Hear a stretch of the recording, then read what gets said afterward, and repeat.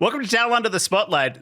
We're in Australia where it's not 5 a.m. when the Spotlight event happens. So we're here to recap all of the news of the day. And boy, has it been a big one. Please welcome my guests. Well, our guests. We're all guests of each other, I guess. It's Dixon Mate and Profound Rice. Hello.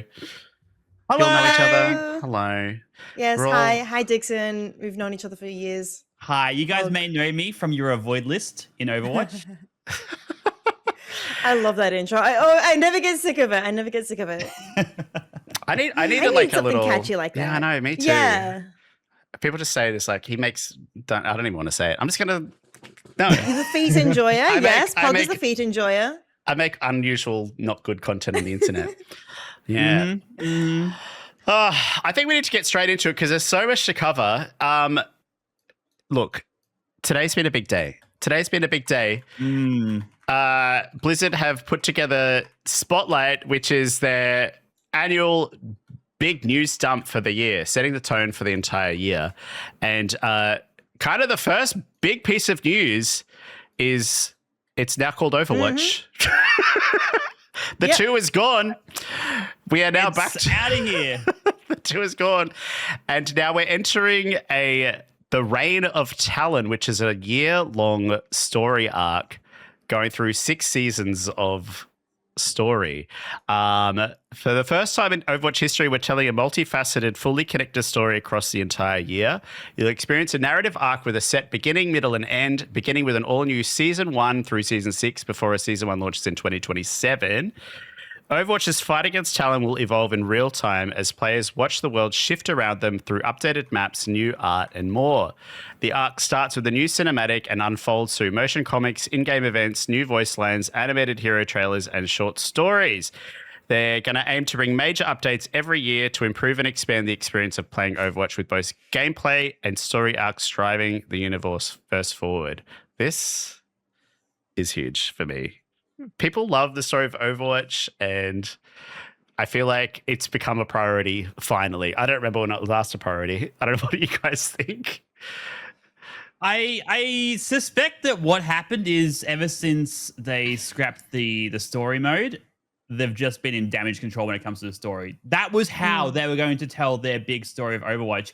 And I don't know if you guys kind of remembered, maybe it was 6 months to a year ago now, when they're like, oh, by the way, the Ramattra storyline, that's over. That whole invasion, that's over. We're in a brand new storyline. So it kind of sounds like they've just started from a clean slate when it comes to the story. They're not going to bother about, or at least not right now, what was happening with the whole Ramattra stealing Omnics. I want to know what was happening with Ramattra stealing Omnics, but we're not going to find that out. Instead, they want to tell the story of Talon. Yeah. I kind of agree as well. Like, they definitely have been putting the lore on the back burner for a little bit, but it's really good to see them bring it out now.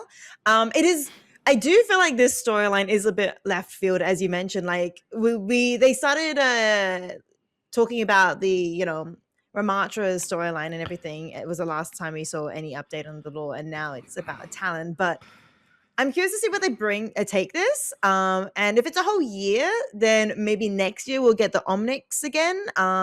Maybe a year after that, we might be able to visit like Hazard's little crew, or maybe more of the Hashimoto as well. Like there's so many different storylines going on all at once in Overwatch. So yeah, I'm assuming we're going to have a little bit of tidbits here and there as they tell the Talon storyline. I'm hoping. I'm just excited for like in-game storytelling. I just miss it, and I love the characters, and I love the story of Overwatch. So I'm just keen for hearing new stories. And talking about new stories, you got it? Go. No. This isn't a new story, but I have a crazy theory. We're here for it, please. And I don't know if I should start this down under the spotlight with this, but like. Look, the 10-year anniversary is coming up in May, right? Mm-hmm. And we always know back in the anniversary, back in Overwatch 1, which is now no Overwatch 1 or 2, it's just Overwatch. We did have like, what are they called again? The archives. Yeah. So what if they maybe, I don't want to say it, but maybe the 10-year anniversary. It's my hopes and dreams and aspirations and everything I want in life, but yeah, we'll find out. Yeah, and look, I was saying to my community yesterday, they've said before they're not bringing back archives. It's too much work with the Overwatch 2 engine, but I think it would be a free win in terms of like gathering community support. It's for those that complain that there's no PvE. Well, they've got the missions. They've got all the assets. They just have to do the programming, right? And so it'd be a free win for them essentially if they could bring that back. I have a different theory. I'm just like, I just want new stuff. I care less about old stuff. I know it's anniversary, but that's fine. You can do things through like classic and all of that. Is a bit of a I don't know. Yeah. I don't mind if it's not like archives and redoing archives. Like I get like they can't bring maybe the old archives back, but like they could do something. Maybe I don't know. I want to see what's going on for season 2, but because I just saw somebody mention, it's just no PV, it's no archives. I'm like, no, I agree, there isn't, but I think we'll get some PV experiences like similar to archives in the year. I think that'll definitely happen. That's my guess. I have a feeling, but I don't know yet. I don't know. Yeah, like there's got to be some kind of battle between Overwatch and Talon in those teams, and like I feel like being able to play that battle would be part of the storytelling. Look, they've literally mentioned in that press release in-game events. The story arc will unfold through in-game events. So what does that mean? We'll find out, I guess. But Isn't the starting of the the story. Tab? We'll talk about the events. I don't know. Anyway. Yeah. But starting off the story, we got a brand new animated short. We haven't had one since Le Seraphim. Wait, really? Was that two or 3 years ago, whenever that was? Who's seen it? Has anyone seen it? Have we all seen it? Amazing. I saw it. Let's do a spoiler warning right now. For the next 2 minutes, we're going to talk about this short and the spoilers of it. So essentially, it's Vendetta coming to take control of Talon by force, and she certainly does that. There's a clash with Doomfist, and she lops his whole arm off. The gauntlet is off his arm, and now someone called him Doom Shoulder. Doom Shoulder. And then he gets thrust out a window to seemingly certain death into a dark chasm, and that's where they left. Yeah, that's where they left it. So yeah, I don't think Doom's dead. He's not dead unless you see the body. It's the same thing for like every single movie. If you don't see the body, then he's not dead. Like he's literally just pushed off the edge. I don't know. Maybe the cat comes around and like picks him up. Was it Gandalf? Yeah, Gandalf style, like the bird. I got no idea. But he's not dead. Maybe Farah comes by. Diva. I don't know. No body, not dead. But he has lost his arm, so maybe he's gonna turn more into cybernetics. Maybe who have his skin with cybernetics. That's my next theory. Or my next crazy theory again. He turns into a half Omnic, which is not really possible. Like he joins the Omnics and he gets started like taken over by Omnic as well. And then the Omnic, I don't know why that theory is going, but the Omnic with Ramattra, he joins Ramattra's side. I don't know. And then we start hearing more Ramattra stories. I was a little disappointed though in that Doomfist went down so easily. This big bad boss Doomfist, who everyone is scared of, looked so calm and collected at the start, and then he just fell apart like me in my ranked games. Explain that to me. Don't know. It's a big sword. I don't know, maybe he got cocky. I'm not sure. Maybe underestimated her, which seems like that's her experience for most of her life, is being underestimated, being, Yeah. It's a very large sword. It is. Yes. So I wonder how they're going to tackle, like, Doomfist, essentially, they're saying that he's dead, sort of. Like, how are they going to tackle this in-game? Are they going to be like, hey, how deep was that pit, right? What are they, like, what are they going to do if they're in the same map together? What's going to happen? Is there going to be some interaction? I don't know. Ooh. That would be That could cool. be Imagine fun. if like Mercy resurrects Doomfist, and then like Would she? Vendetta has but Vendetta. No, I mean in game, and then Vendetta like has a voice line being like, oh, "I thought you were dead" or something. I thought I killed you. That could be cool. Yeah, There's also they've got a lot of scope for interactions based on because there was a lot of Talon members as part of that cinematic, and so you're right. There's a lot of potential for some in-game interactions. Yeah, I also want that Doomfist skin that he was wearing. That like cool uniform. Oh, that was the first thing I saw. I'm like, that's heat. We actually need more of that. We need more like lore skins, and I think we are getting it this season. We'll have to look at that later on in this announcement. Mm-hmm. So that's the short. Any other thoughts on the short before we move on? I need to go back in. Oh, yeah, for it, Rice. Yeah, I'm glad they're back. No, I'm so glad the cinematics are back too. I want to go back and like analyze frame by frame, or like watch somebody else analyze frame by frame before like any like little bits of like the maps, maybe they're recognizing things, or maybe there's something in the background, because I have a feeling they would have put a lot of care and detail into it so that like for sure every single thing matters, I would say, in this cinematic. We'll find out. Yeah, some people in chat were talking about how did Vendetta get through Sombra security so quickly, and like and looking at the reactions to like, are they going to follow Vendetta given the reactions, what they saw in the room? There might be some internal conflict as well, perhaps. I think that's going to be interesting. Do we know what map that was on, by the way? Was that the new and improved Havana? Or was that... I think it's Rialto, right? It is Rialto, is it? Isn't that where that... I think it's Rialto? Where that room is? I wasn't sure, yeah. Ooh, map changes. I didn't pay that much attention to it. That's why I want to go back and rewatch it. I mentioned it because they were teasing on social media a new and improved Rialto. Oh, yeah, maybe it was Rialto then. Yeah, new and improved Rialto. So maybe it was. Yeah. Yeah. Okay. Could be the New Japan map. Well, it's that room, because that room is like the Talon headquarters, which I think is in Rialto. There's like the little, the headquarters looks like a evil, lighting and stuff. Which you'd know if you'd played Archives. Yes. All right.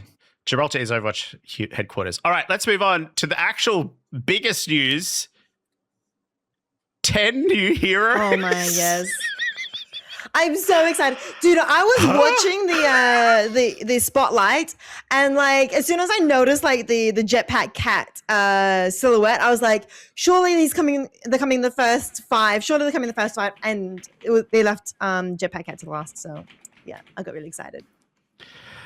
We've got So this year of Overwatch, we're going to see 10 new heroes, 5 new heroes straight away in season 1, and 5 across the year, 1 per season. So this is going to be crazy. All right, so I thought we'd go through the five heroes we're getting. Justin for Mama Hong. I want it. I don't see any silhouette here that looks like Mama Hong. No. I was having a look like which one looks like Mama Hong. It's none of them. Was it you, Pog, that said maybe that's Maximilian, with the eyes on the right? Maybe Maximilian here, on the right. I don't know. It's all a bit of a mystery. I'm trying to figure out who that gal is between the Omnic and I forgot his name already. The other Japanese ninja. I really don't know who she is. His name is Mizuki. Mizuki. Yeah, I know who's between Mizuki and Max, or potentially Omnic Max, because she looks cool. And the current theory is Demon is this big mech here too as well, so part of Diva's crew. Interesting. That's so exciting. I kind of wish I didn't see all the silhouettes so we could guess a bit more. Like, I don't know. I feel like the silhouettes was too much of a giveaway. And I feel like I like the mystery so we can still just believe that Mama Hong is coming. So now she's like, that dream might be shattered for like the next 12 months. So I don't know. I literally was thinking that, have we considered Ozempic Mama Hong? is that this one? Is that this one on the left? I don't know.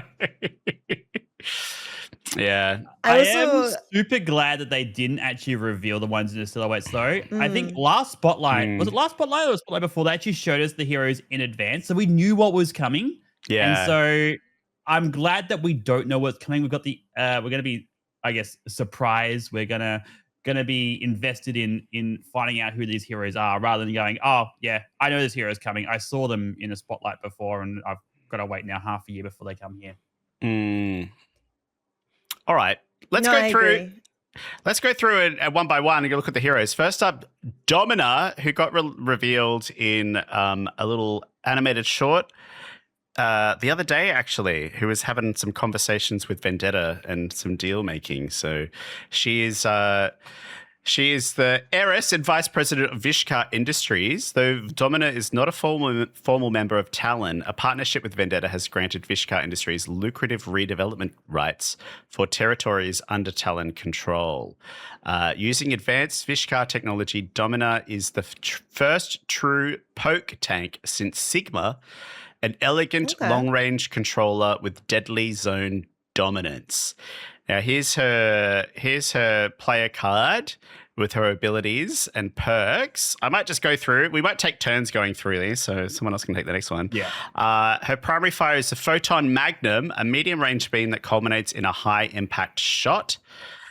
Barrier Array is a segmented hard light barrier deployed in front of Domina. Each segment must be individually destroyed, creating dynamic defensive angles. It's quite this like curved, very large curved sectioned barrier. It's quite interesting. Crystal Charge is project an explosive crystal and reactivate to detonate it. Then she's got Sonic Repulses, push enemies back, stunning them if they hit a wall.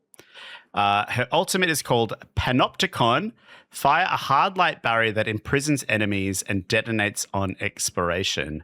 It essentially puts a shield right in front of their face that they can't shoot through, it seems like. Seems kind of crazy. And she's got a passive, which is Reconstruction, dealing damage with abilities, restores shields. She's also got some perks in here as well. Yeah, what do we think about Domina?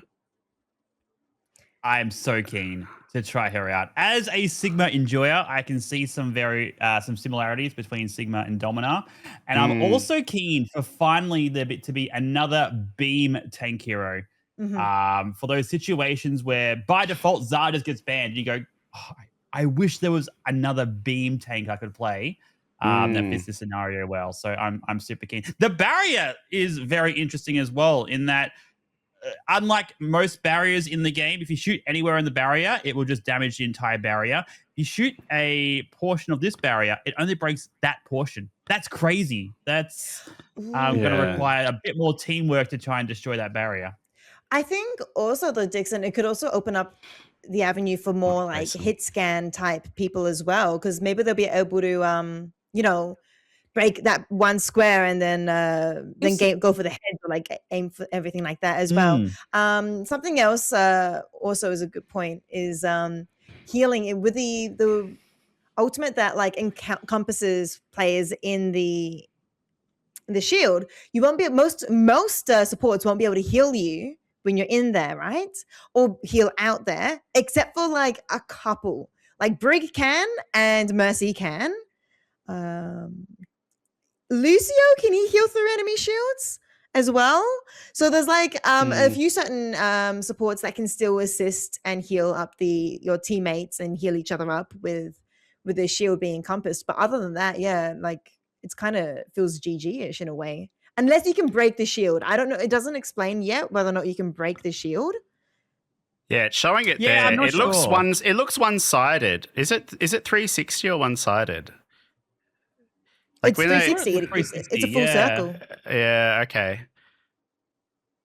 Yeah. So it seems really, really strong, but then, yeah, there are some supports that can actually heal through it and maybe keep them alive during it. But yeah, they won't be able to do damage out. They won't be able to do any healing out. They won't be able to receive any healing except for certain supports. And the enemies can just keep damaging them. So it seems quite strong, unless there's a way to counter it.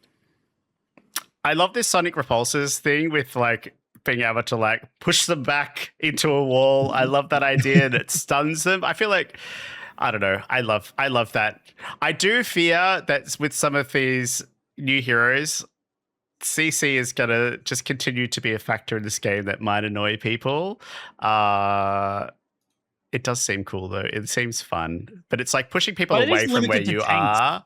Right? Oh, I guess the new support also has We some got- CC involved. Yeah, the cat later's got some stuff to talk about, I think. But yeah, I think she seems really fun. The shield seems crazily huge, and I wonder what the strat is going to be. Because usually, like if it's a Mei wall, like you shoot middle, or if it's if I don't know, it's going to be interesting and how that. If shooting is in a strategy, probably is, and I assume it must be like low health for each segment. It's just there's a lot of segments. I would imagine so. Yeah. So just coordination with the team, I reckon. Just shoot the same segment, and then that should be enough to counter it, because you don't need to destroy all of it. But then I guess the team inside the barrier needs to then work around it and keep moving within it to make sure they stay behind a segment that's still safe. Yeah, someone from your chat says the shield strat is AoE damage. Junkrat and Farah blow through it. Interesting. Oh wait, but if Farah shoots with the shield in front of her, won't she just damage herself? At a Or does it not distance, work like that? But you're No, talking but about the she's got the ultimate, shield right? around herself. Yeah, the ultimate. Sorry. Oh, the ultimate. Oh, what? Yeah, what happens if Farah shoots inside that? I'm trying to remember, like with normal shields, like if you're against a Reinhardt shield and you start using your Farah barrage, it does, can right? It automate damages yourself. you. Yeah. Yep. You get the splash damage. Interesting. So we have to it's a write these counter to things down Farah to chest. ultimate. Oh God! Cute, get on it. Oh, imagine. Yeah, Farah's doing that. You press Q. She's just. I guess you can cancel Farah ult, but it's gotta have to be so quick. You have to be very fast, yeah. Oh, girls made of glass. Yeah, good thought. Yeah, we need to start compiling a list of things to test next week when we get our hands on all the heroes. Yeah, the Mythbusters. I'm excited. I'm a bit disappointed there's only one tank because we didn't even get any last year. So Really? We didn't get any tank last year. I believe you. Hazard's been the last tank, wasn't he? Yeah, Hazard.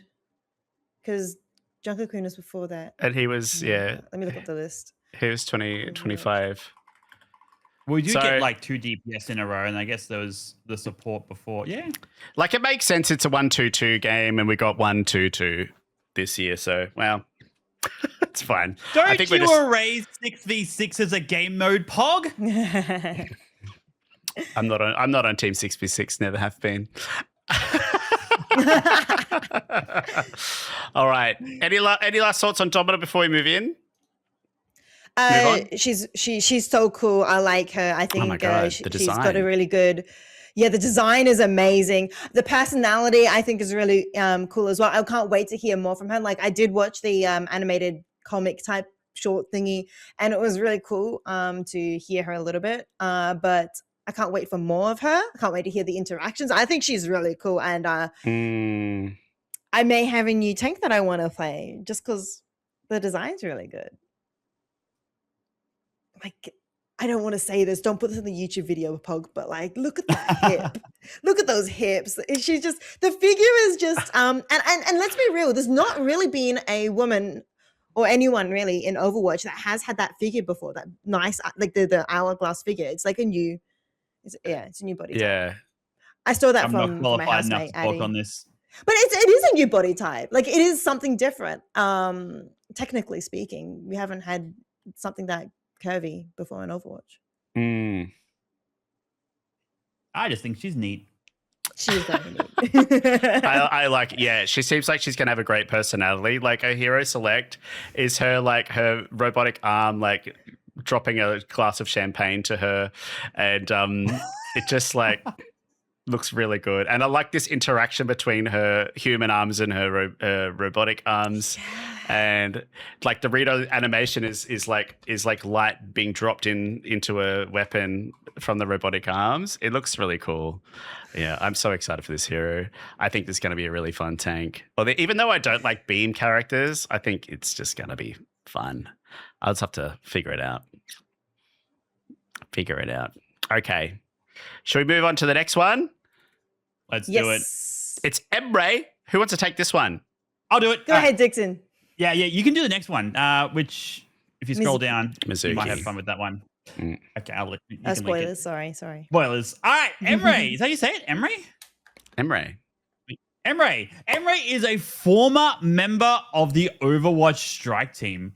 He once stood as an example of Overwatch's ideals, but as Overwatch lost sight of its mission, Emre chose to leave. Freya tracked him down and discovered that his body had been altered with cybernetic modifications. His mind appears to be in conflict. Sometimes he behaves like the person he once was, and other times he seems detached.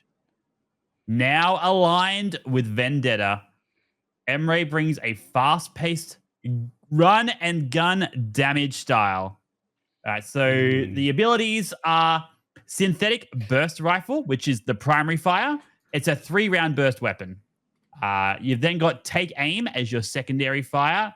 You hold your secondary fire down, and it tightens the accuracy and increases the fall-off range.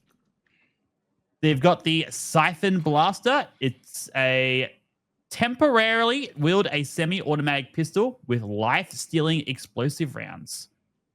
Move faster and jump higher whilst wielded. You've got a Cyber Frag, which is to throw a grenade that detonates shortly after bouncing. The ultimate is called Override Protocol. An override initiates, transforming you into a living weapon. Fires rapid explosive blasts or charged mega shots capable of wiping teams. Do I bother? Oh, yeah, the passive. He has a passive called Altered Vitals. Passive regeneration activates sooner and instantly restores 30 health when activated. Oh, that's interesting. So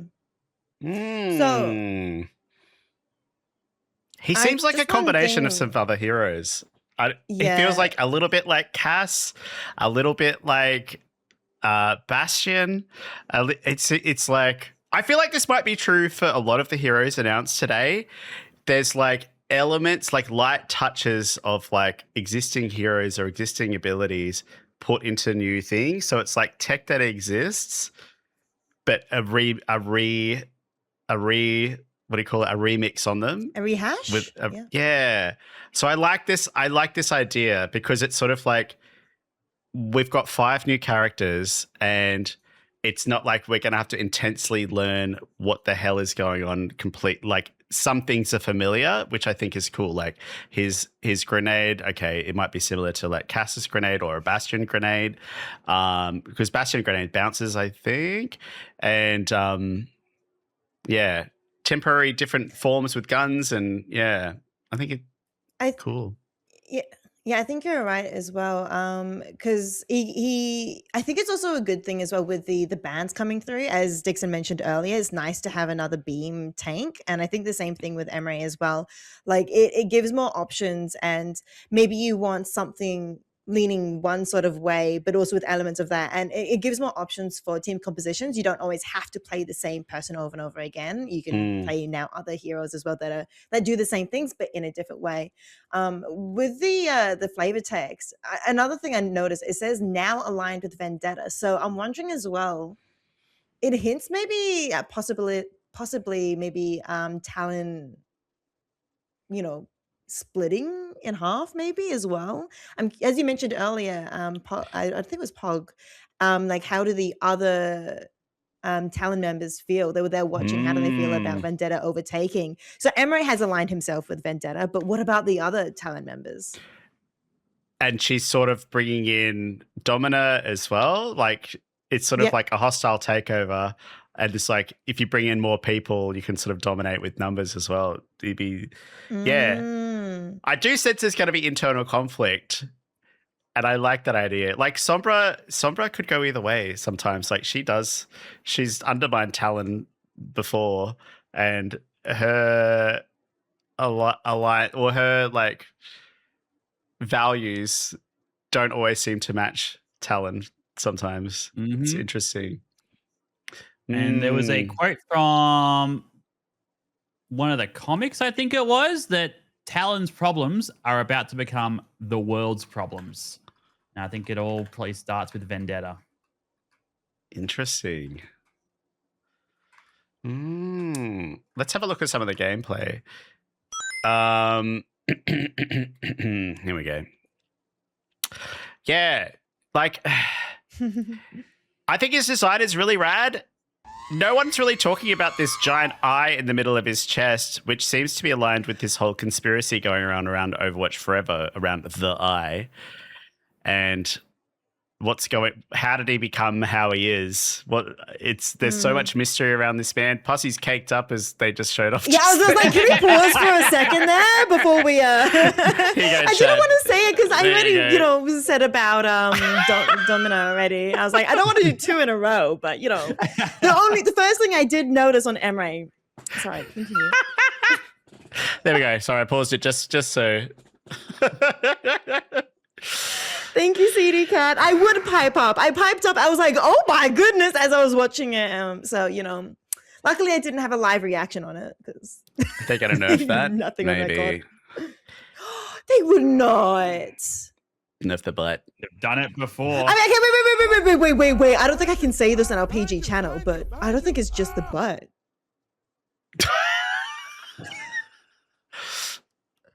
Am I rewinding? I'm rewinding.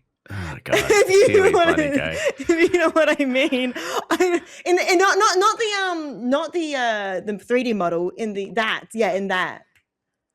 It's not just the butt they've got on display. Come on, guys. Look, okay, I feel like the other title cops a lot of like Guna attention, right? I'm so sorry. I only just noticed. Continue. Yes, it does. But I think some artists do it for the love of the art, and I think it really shows here. That's great. I'm very excited that he has a burst weapon, so it's very similar to Baptiste's primary fire as well. So this three bullet burst, but it seems much more like he's a damage character, so a bit more tighter spread and a bit more powerful. I don't know. Familiar to all the Call of Duty refugees coming through to a game like Overwatch. I think so too.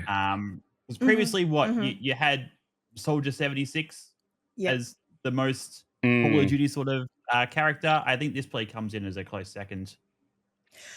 Yeah, I was comparing him to Soldier 76 in terms of his abilities. I was like, looked at him like, oh my goodness, he has nothing. He only has just one, and then I realized his I'm assuming it's going to be shift for switching guns to the burst fire that gives a bit of extra speed, and then E I'm assuming is the nade. That's what I'm assuming would be naturally in it. And that gun has lifesteal as well.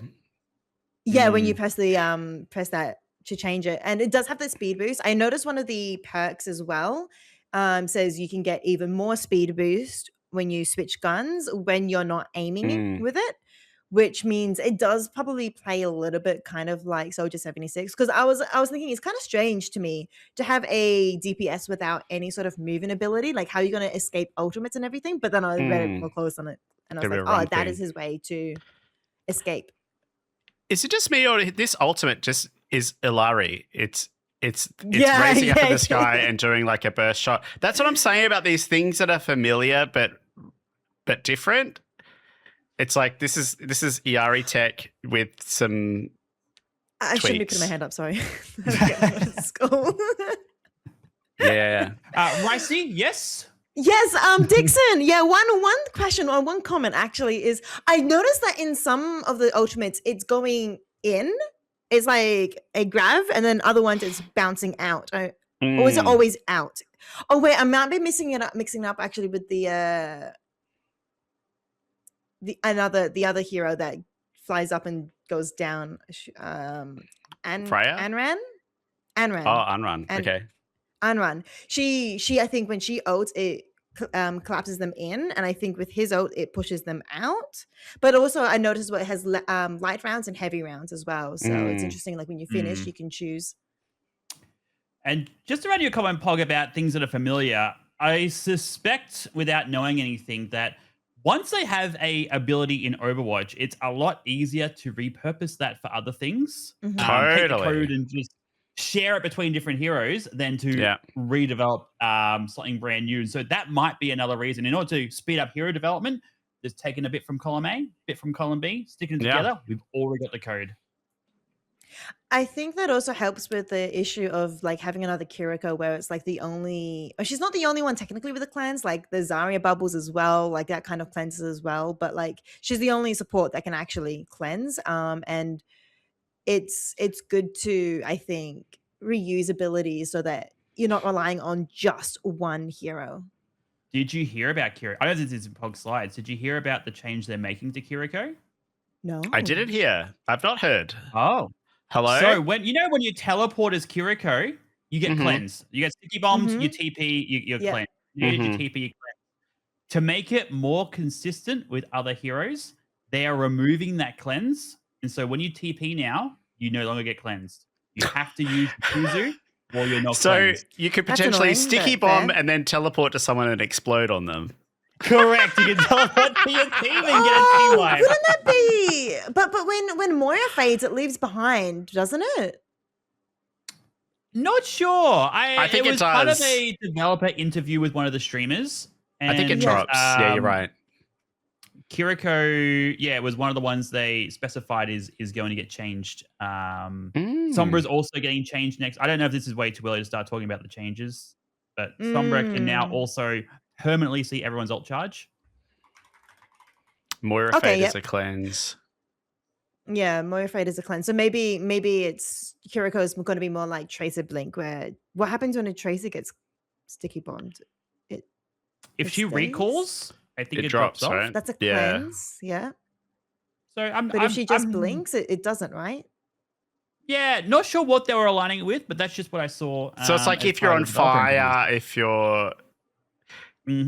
Yeah, that one's... I'm trying to think other things, like poisoned, all those sort of things that need to be cleansed. Antied. Yeah. Sorry, Kiri will only have one cleanse now, which is your Suzu. Yeah. There we go. He seems like, I feel like he's probably going to be like a low skill floor hero, maybe? Is that what we're thinking? Yes. In terms of, low skill floor, but a high skill ceiling still, I would say. Very cool. Should we keep going? I feel like Soldier. Yeah, sorry. All right, let's go. Next one. Here, you can take this one, Ricey. Mizuki. Yes. Mizuki. Mizuki is a member of the Hashimoto clan, which is aligned with Talon. He has endured years of misfortune and pressure within the clan's hierarchy. Some believe he may not be suited for the life he has been raised into, but through dedication and influence from senior clan members, he has become a key player. Mizuki has been tasked with infiltrating the yokai near Kanezaka, but there is a concern that he may be influenced by them or potentially drawn to Overwatch. Ooh. So he's got a really interesting primary weapon, primary fire, the Spirit Glaive. Throw a spinning blade that can bounce off walls, impact enemies, and rapidly deal damage. So it's kind of like a new weapon time. We haven't got a glaive before, so this is exciting. Healing Kasa, throw your hat to heal an ally, bouncing to nearby allies, and healing you when it returns. I love that. I don't know. I thought that was really, really cool. But also, I noticed as well, one of the major perks is when you bounce it, it will increase healing by 10. And so then when it comes back to you, you can have even more healing. Presumably. That's Sorry, cool. I'll continue. Yeah. Katashira return, leap forward, leaving behind a paper doll, reactivate it to return and gain increased movement speed while active. That's really interesting to me. I'll give my thoughts later. Binding chain, launch a tethering chain that hinders the first enemy hit. His ultimate, Kekai Sanctuary. Create a sanctuary that heals allies and absorbs enemy projectiles from outside the area. Passive, Remedy Aura. heals nearby allies. Not enemies. Healing scales with resources generated by dealing damage and healing. So that's pretty cool. Yeah. It's kind of like Brig. Oh, he looks really fun. He looks really, really fun. He's got this healing aura, I guess is similar to like Lucio's aura, maybe, but it's through damage dealt, which is very fun. I think I was watching some gameplay earlier. I was watching Aspen play, and she was a bit confused why she had lots of healing, but it was just like she was doing lots of damage and people were standing near her. So I like that idea.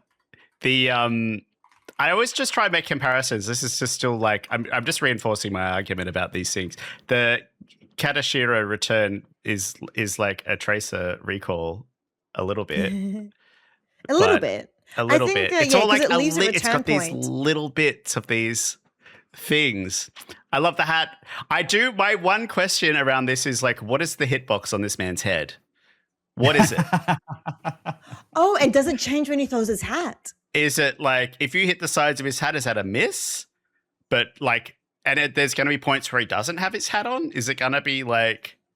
I'm very curious. I'm sure someone's solved that issue already, but yeah. What do you all reckon? I can't wait to play Mizuki. I think, as you said, there's a lot of familiar in there with some new abilities, and they sound super fun to play as well. Super fun, super interactive. You're not just heal botting the entire game. You're actually being active as part of your team and in the game itself. And so, I'm really keen to give it a go. I want to say like he has a slight, unique aspect to himself. So for this one, but it's also like, as you said, everything is kind of like something that we've seen before, but it's like the sanctuary that heals and absorbs enemy projectiles. We have, diva things, but we don't have anything in support that absorbs projectiles or anything like that. We've got a support that has a shield, but we don't have a support that absorbs projectiles. So that's something new, which it does reuse other things, but it's new. And the other question I have is the Katashira return. How long does the paper doll stay there for? Is it like a temporary thing or is it a permanent thing? Can it be destroyed? Like, can you like leave it somewhere and then come back and sneak around? I don't know. Can you play flank Mizuki, and everything like that? Someone mentioned that it might be like the old Sombra translocator, and you could destroy that. I wonder if it's that tech. Yeah. I wonder. Yeah.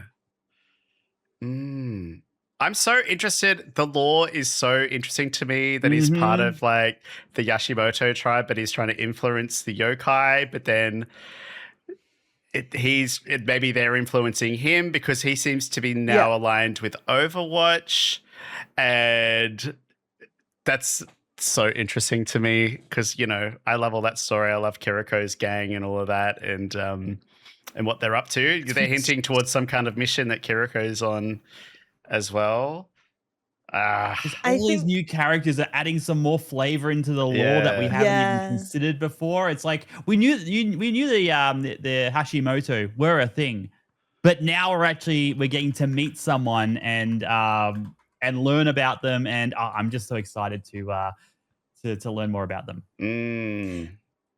I think also back to the Okay, hang on. We're talking about the lore, right? No, I think it's kind of cool that he's kind of like a troubled teenager kind of type vibe. He doesn't seem that much older. He seems like a young kid who just doesn't know what he wants. So maybe that's the kind of avenue they're going for with him. Yeah. But with the quick step, with one of the major perks, he kind of can turn into a Lucio with the movement speed. One of the major perks. Has like a speed buff or something like that. So it kind of maybe he could be really good. I think maybe with like rush comps, maybe depending on if they take that major perk. I don't know. I have to look more into it because if Lucio is banned, the only other one that gives you sort of speed boost is ultimate, tied to ultimate, like Kiriko. And does Brig give speed boost with the Inspire? Brig doesn't. Kiriko can with a perk. Kiriko can with her ultimate, but you're saying with her normal heals, she can as well with perks? With cleanse. With a perk, you can use your Suzu the cleanse. Yeah. But this will be, I think, permanent after. Yeah, let me look at the picture. Oh, I can go back. Oh no, it's while the return is active, allies within remedy aura gain 20%, 25% increased movement speed. So it depends on how long this return is active for. Like if it's a permanent thing or not, then you're just another Lucio. Yeah. Oh shoot, yeah, I forgot about Juno. My bad. No, Fake Juno, man. Fake Juno, man. Yeah, but You know it's the not one you play all the permanent, time. all right? It's not permanent. I just want to know, like, is the return permanent? Yeah. Doesn't show. This binding chain we haven't even talked about. I wonder how accurate you've got to be with this because it seems pretty cool. It's a big It is, CC yeah. ability. It's kind of like a trap that you can just throw at someone. Man, and this ultimate as well. It absorbs all projectiles, and as a heal, this seems very strong. Like definitely like a fight turner. Another Pharaoh counter. Yeah, another fire counter. Oh, Look. any projectile, and if you're outside of it, unless you got a beam, you're not shooting in. Right, Yeah, but beam's also short range. There's not the I don't know, like what counters projectile eaters except for beams. Oh, there's Sigma Rock. Okay. So that's what that little paper guy looks like on the screen. It's a little guy. Yeah, I'm not sure. I wonder if it's destroyable. Do we know? We don't know. Just there. Did anyone watch the streams today? Can you destroy it? Does anyone have the answer to that? I had to go back to sleep, sorry. I had to work. And then I had to work after that too. Yeah. But yes, I don't know. He seems really fun. I think I will really like playing this character. I think he's probably the one I'm first going to be looking at when the season launches next week. I feel like he's the one that's got the least amount of attention, though. He's got the least amount of attention out of the 5, and he's the one that excites me the most. No, I understand. Like the playstyle actually looks really fun, and it looks like there's so many interesting aspects to it. Yeah. But as like the character in the lore, he's not somebody like he has appeared before in the lore. He appeared in obviously Kiriko's cinematic. I'm pretty sure. So yeah, he's not like a completely out of left field guy, but yeah. I mean, compared to the others. Yeah, he's still a bit of a mystery, and I like that idea. Looks like he's got a bit of a bird mouth, though, as well. The design. His mask looks like a bit of a bird beak. I don't know what's going on with that. Maybe it's just me that sees I thought that. I saw... Sorry. I thought I saw him climbing walls in the video, but now I'm doubting myself. Oh, no, wait. Would it be listed here? I feel like isn't it the whole thing, all of the Japanese characters can climb walls, right? Isn't that the whole thing? Because Genji, Hanzo, and Kiriko can all climb wall. So yeah, but is it listed? It's not listed. I'm opening up Overwatch right now to see if it's listed. He can, he's got some movement. He can't wall climb. He does have some aerial movement though, right? I think I saw some in the gameplay. Okay, is he moving in this game? Can't wall climb. I thought I saw him do something. Let me see. What's he doing? I'm trying to see if there's anything. Maybe not. Maybe I'm imagining things. I think it was just. There's too many other mobility abilities. Mobility abilities is such a combo. Making every Japanese character climb became questionable. He looks really fun. I mean, he can, Oh, wait, you can't toss the paper thing, so it's going to have to... Or just places it. Yeah, it just replaces where you were, yeah. Very interesting. But hey, with Jetpack Cat, you can go anywhere. Oh, my God. We're not even up to Jetpack Cat yet. Let's move on, though. I don't think that's next slide, is it? We're 2 away. It's Anran. Here, I'll read this one out. Anran, we saw her recently in Wu Yang's comic. Hang on, I've not got the thing up. The older sister of Wu Yang, Anran harnesses the power of fire when in the heat of battle. She is confident and hardworking, holding others to the standards she maintains for herself. Anran joins Overwatch with the intent to save the world and to keep Wu Yang out of trouble. Oh god. Okay, I am bad with Chinese Oh. pronunciation, so here we go. Zuke fans, hand fans that shoot. Did I get it wrong?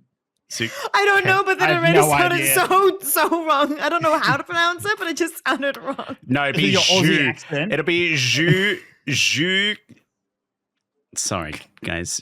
I'm just gonna Zuke fans. Jushi? I don't Jushu know. fans. You might be right.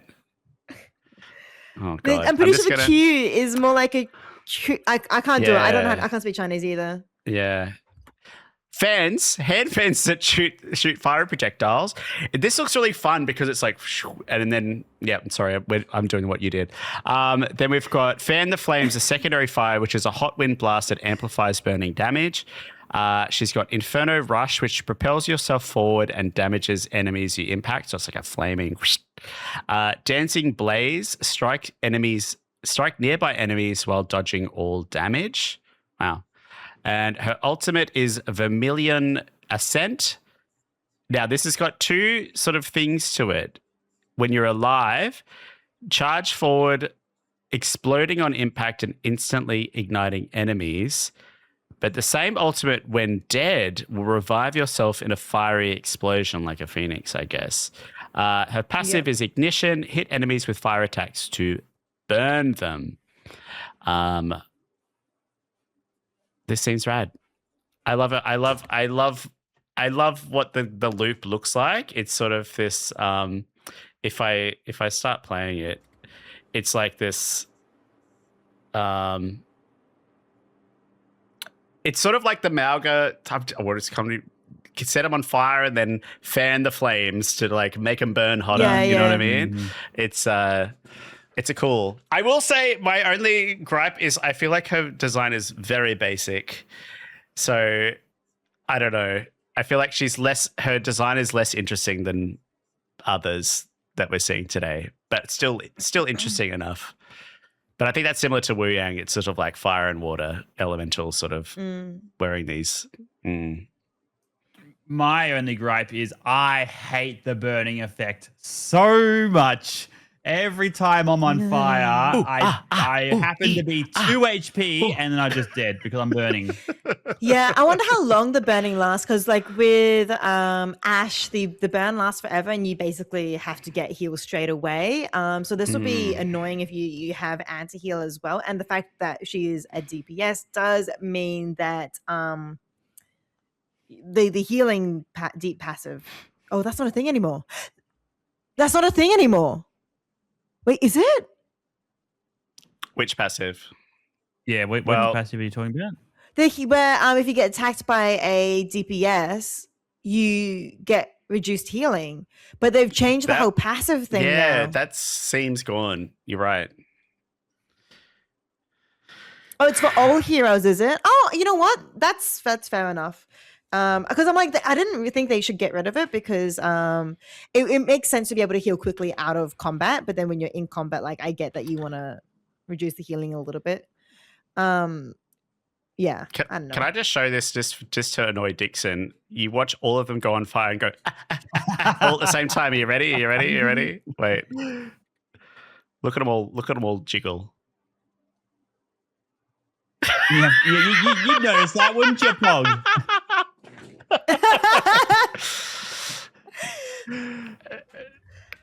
The revival seems cool. Great. Who needs mercy? Yeah. Revive yourself, thanks. The revival reminds me back in the Overwatch 1 days when Mercy still had her mass res. There was a lot of community chatter about giving Mercy an ultimate where she can just res herself if she gets eliminated before the rest of her team. I'm sure that's not what inspired this here. It's just a bit reminiscent of those conversations back in the day. I'm trying to think who should be good against and who should be weak against. Question for a chat. If I'm playing Wu Yang and someone's on fire and I press my E ability, does that cleanse fire? If I'm pressing I don't It think just reminds me does. of in Stadium where you can change and get a perk or a power for Mei where you can cleanse people, like make people not on fire as Mei if you shoot at your allies. Wait, is that a thing in Stadium? Yes, That's it's like a great. stadium. So you can so if you're versing like an Ashe and a Reinhardt who has more like fiery, he does the fire strikes, or Diva, whatever, you can just it's good to get the cleanse. Did you just disappear? I did just disappear. Oh, I'm in a void. Hang on. I didn't turn my air God. conditioner on. He's gone. He's gone, chat. He's left. I thought it was just me. He's actually on fire. Yeah.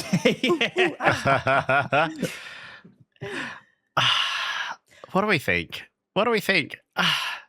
Yeah, I think she's cool. Who are our fire dealers? We have Ashe, we have Mauga, we have Anran. Is anyone else deal fire? Does it like not stack, but like if they're on fire from ashes, can you just do fan the flames? Probably. Is that what you're implying? I would imagine. But you could potentially have 3 fire dealers on the one team. Torbolt, technically, sort of. Yeah. Alari, burn, perk. Yes, you're right. Alari shift, you could have 4. So you could have four heroes dealing burning damage. Wait, who's the tank? Anran, Mauga. Mauga can. Oh, I'm an idiot. Oh, is that a burn? I thought that was just something it's a burn. for Mauga. No, it's a burn. Oh. So she could take advantage of all of, like, you could run a fire stack essentially. Wait, with Mauga, does anybody know if somebody's on fire with Ashe, does his crit happen? Or does it have to be his personal burn? Because then we would know how that interaction works, and I suspect it would happen. I suspect it would. Yeah. I think Spicy Wizard in chat, comp. right, it's probably a singular burn status. Any Mauga mains? Any fire crits, yeah. Okay, Mauga does crit Amit. Cool. Why is it spicy? Yeah. Oh God, it's a scary thought. A little bit. A fire stack. Oh gosh. Yeah. Hot one stack. And because we're not getting, well, I don't know, not that I've seen, we're not getting many cleanse abilities coming up like in these new heroes, are we? Yeah. That's what I was thinking. I think I know like Kiriko's annoying for the cleanse, but I think there should be another hero that has cleanse, and then you can nerf both cleanses and make them. And then there's more options out there, and it's not like Health packs cleanse, just one person, don't they? Not. Ooh. I can't remember. They don't do antis, but I think health packs cleanse status effects. Chat will confirm if I'm right or wrong. They do cleanse, yeah. Yeah. You have to fight around health packs, I guess. Crazy. Anran fires. Is Anran's fire a different debuff? I doubt it. I don't think so. I doubt it. Very interesting, but yes, everything is flames. Everything is fire. Get ready for it. Yeah, I feel mixed about adding more fire into the game. I feel mixed about it. I guess we'll have to see how it lands. But we're going to be able to find out tomorrow. She's playable tomorrow. So we can test some of these things actually. Yeah. Oh, true. Tomorrow morning. I feel like some heroes should be fire immune. That's true. Yeah, Mei, Wuyang. Okay. Any last thoughts on this one? And we'll pick the one that everyone's here for. Oh, I'm excited. Oh, by the way, I love these designs of these cards. Every hero's got their own like really unique, interesting logo. And I love design, and I really like the UI team and the design team on Overwatch. I think they really do cool stuff. Yeah, I liked how they did it on TikTok, not TikTok, Instagram and everything with the swipes. I thought that's where I read them. I actually read them on Instagram because I actually really liked how they've done that. So yeah, no, I thought their design team was good. But anyway, I agree. All right, who's taking this one? Who wants it? Ricey, do you want? feels yeah, okay. spicy, I didn't want to like put my hand up, but you know. Here you she do. is. Go Here for she it. is. Wait, is it a he or she? It's a she. It's a I was she. really trying to figure that out. It's a she. Meows in she's a chat. baby. You know, interesting fact. Ginger cats are more likely to be male cats, but it's not like a horrible. Yeah, it's not a horrible statistic thing. A ginger male to female ratio. All I know about ginger cat is they all share the one 3 brain to 1. cell. That's my understanding. They have one brain cell that they trade Right. between themselves. It's a 3 to 1 ratio, so only 25%, which is not that bad. You know, it's not like a 1 to 1; it's a 3 to 1. But then there's other ones, you know, like a calico cat, which is like a 1 to 1,000 or something. I don't know. So, sorry, just cat facts with Rice. Cat facts! Exclamation mark! Cat fact. Where are we? Do you have one? Oh, you do. Some Siamese cats appear cross-eyed because the nerves on the left side of the brain go to mostly the right side, the right eye, and the nerves on the right side of the brain go mostly to the left eye. This causes some double vision, which the cat tries to correct by crossing its eyes. Cute. When a cat chases its prey, it keeps its head level. True. Dogs and humans bob their heads up and down. Yeah, we silly. Okay, continuing on. Yup. Jetpack Cat is finally joining the lineup. Found as a stray in Gibraltar, little is known about Jetpack Cat, other than how dangerous she is in fights with quick reflexes and a kit befitting a feline hero. I believe she is on the Overwatch team in terms of the Overwatch v Talon one. By the way, it doesn't say it there, but I'm pretty sure she's on the Overwatch team. Biotic projectiles, primary fire, mid-range projectile spread that heals allies and damages enemies. Lifeline, toggle into transport mode, allowing an ally to be towed. It increases movement speed and heals your ally. Frenetic flight, accelerate in your movement direction. Fuel recovery is slower while carrying another player. Pulsing area heal that increases in frequency over time. Knockback and nearby enemies when activated. Ultimate Catnapper. Dive towards a ground location, knocking down enemies and tethering the nearest one to you. Only one. Okay. Passive Jetpack Permanent Flight. Anything? I'll go first otherwise. I want to say one thing. I just want to talk about the lore. There is no law for this cat. It's like, you wanted a damn cat. We've put a cat in the game. Don't ask questions. We adopted her in Gibraltar. That's the history you're getting, and you're not going to get much more of that. You got a cat. Shut up. It's all fan service, and I love it. I think they must have been sitting in a room going, 10th anniversary Overwatch. How are we really going to surprise our fans? And I think Jetpack Cat was the answer. The design could have been so Mama cute. Hong, though. It could have been Mama Hong. Yeah. The design's really cute. Like, if you see the projectiles is like a paw print on each of the sides. There's like a little and paws permanently on your screen. They're everywhere. And then the thing that I notice is, like, in the hero select screen, when you select Jetpack Cat, your mouse becomes like a laser pointer and her eyes follow the laser pointer. It's a whole thing. And it's very cute. And it's just full fans. They're just gone full cat. Do I think this is going to be a good hero? No. But you know, it'll be very fun. But it is take that status of like mascot and cute. So we'll see. I think there's definitely some combos you could do with this tow ability. I've seen some little bits and pieces of people doing some wacky things while being towed, and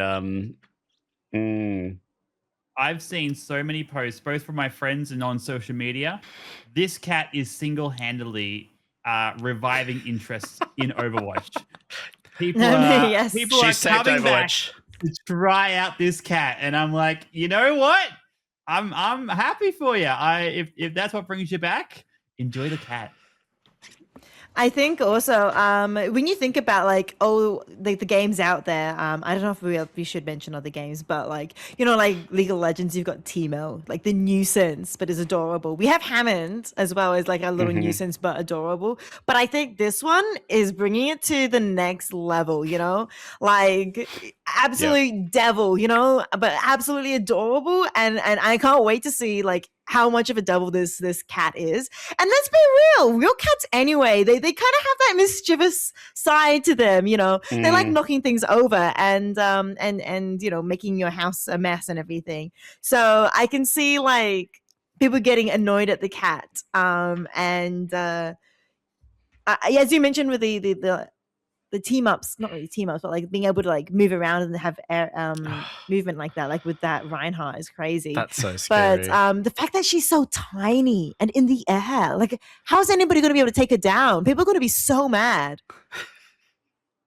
It's worse than Mercy. This cat's worse than Mercy. It's got movement, always in the air, movement tech. Got this boop thing, which is a very, oh God. Can just pull people off the map, very funny. Oh God! I just so want to happy know while doing so. Look at that face. When you're picking up friendlies, can you pick up an ulting Orisa?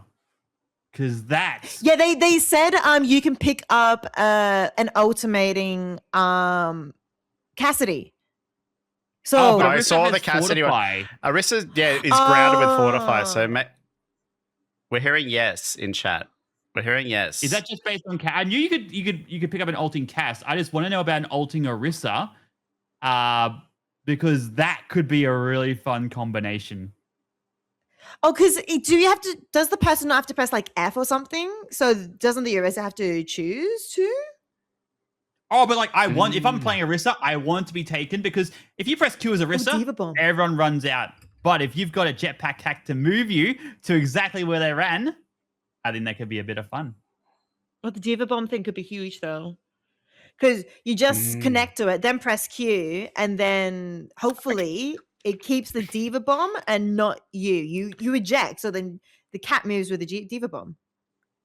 I guess that's similar tech to the Sim teleporter, right? When you're putting Diva Bomb through that. You can pick up Bob too. Oh, no that way. Sounds great. Picking up Bob sounds awesome. Oh, no. Wait, then can you pick up enemy Bob? I'm sure you could probably pull him off the map, but he might be shooting you along the way. Yeah, maybe you wouldn't survive that one. Torbataru? Oh, that's great. I think this is going to open up a lot of fun play. Silly. And it is silly. You're right. It is silly. It's a good amount of goof. We need some more oddballs in Overwatch. I agree. I got excited. I think I heard some post Spotlight interviews from some of the developers and just like plans they have for like alternate skins, and everyone's trying to include their cat design so that cat design you can have a black cat or a different cat, so they're just going to have different cats in this. The developers want their own cat to be Fika. So it'll sell. Funny. It'll sell. It'll 100% sell. Like Absolutely. all the cat lovers will be like, I want to play with my cat, and Yeah. everything like that. So I think it'll totally sell. And I think starting though with the ginger cat is one of the more like generic cats. Could have done the what do you call it? Standard issue cat instead of a ginger cat. Standard issue being like the sort of tabby sort of cat. I think that one's more common again, but like the gingers are very, very common. T-Rex. So they cooked with the ultimate name as well. Catnapper. Oh. Yeah. The narrative team at Overwatch are just... Oh, I love these, Projectiles. They could have made it worse. I think, out. I don't know if Lifeline's like meant to be a reference to feline as well. Maybe. I Someone just said they could have hairless made it cat worse. skin. Hairless cat skin for Mythic. Jesus Christ. Yes. It could be like an Egyptian themed, something with a hairless cat, I think. Yeah. The possibilities are kind of crazy.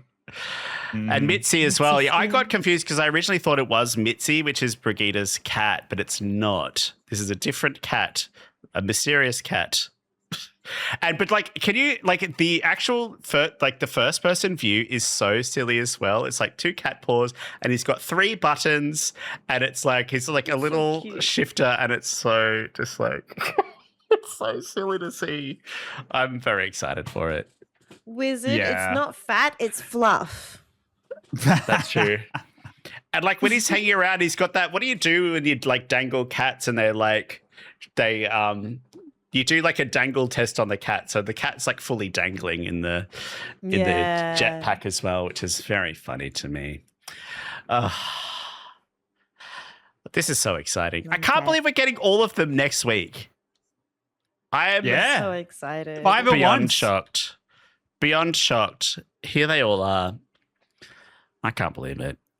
What do we do Ranked with this? is going to be a mess, and I'm so excited. Are they going to be available in ranked, like straight up? They will, won't they? They haven't said they won't, and they haven't held them back for the last couple of hero Oh my God. releases. We'll talk about ranked and competitive soon, but we're going to have a rank reset, 5 new heroes. I mean, might as well. If it's 5 new heroes, like I think it's a good time to do a reset. God. That's so exciting. Any final thoughts? Are they crazy? Is Overwatch nuts? Are we going to be worried about balance? Are we like... Yes, we're worried about balance, but like I think let them cook. First season of 2026. I think let them cook and see how they go, and then the balancing will definitely happen in the first week multiple times, I'm sure. I bet. Or hero bands. So Yeah, this it'll be other... sad, but yeah. I guess to sort of also think about balance is there sort of new core change to the game around passives and sub roles. So this is an interesting addition. I feel like this is really bringing us back to original Overwatch with those 4 roles of like defend. What were they? Defense and attack, and was it just? I can't remember what they attack were. and defense heroes that were in. Yeah, They weren't even the DPS role at that point. It was just attack and defense. offense and defense. Offense and defense. Sorry, you're right. Yeah. Yes. But so now we've got 1, 2, 3, 4, 5, 6, 7, 8. We've got 10 new sub roles. We've got 3 for tank, bruiser, initiator, and stalwart. The bruiser, so it affects the passive for this hero. So this is Mauga, Orisa, Roadhog, and Zarya. So bruiser reduces critical damage received, while at critical health gain movement speed. Initiator, staying airborne lightly heals you. So this is for Diva, Doomfist, Winston, and Wrecking Ball. And Stalwart reduces knockbacks and slows received for Domina, Hazard, Junker Queen, Ramattra, Reinhardt, and Sigma. I guess we'll go through each role. Or we can just talk about it as a whole. Yeah.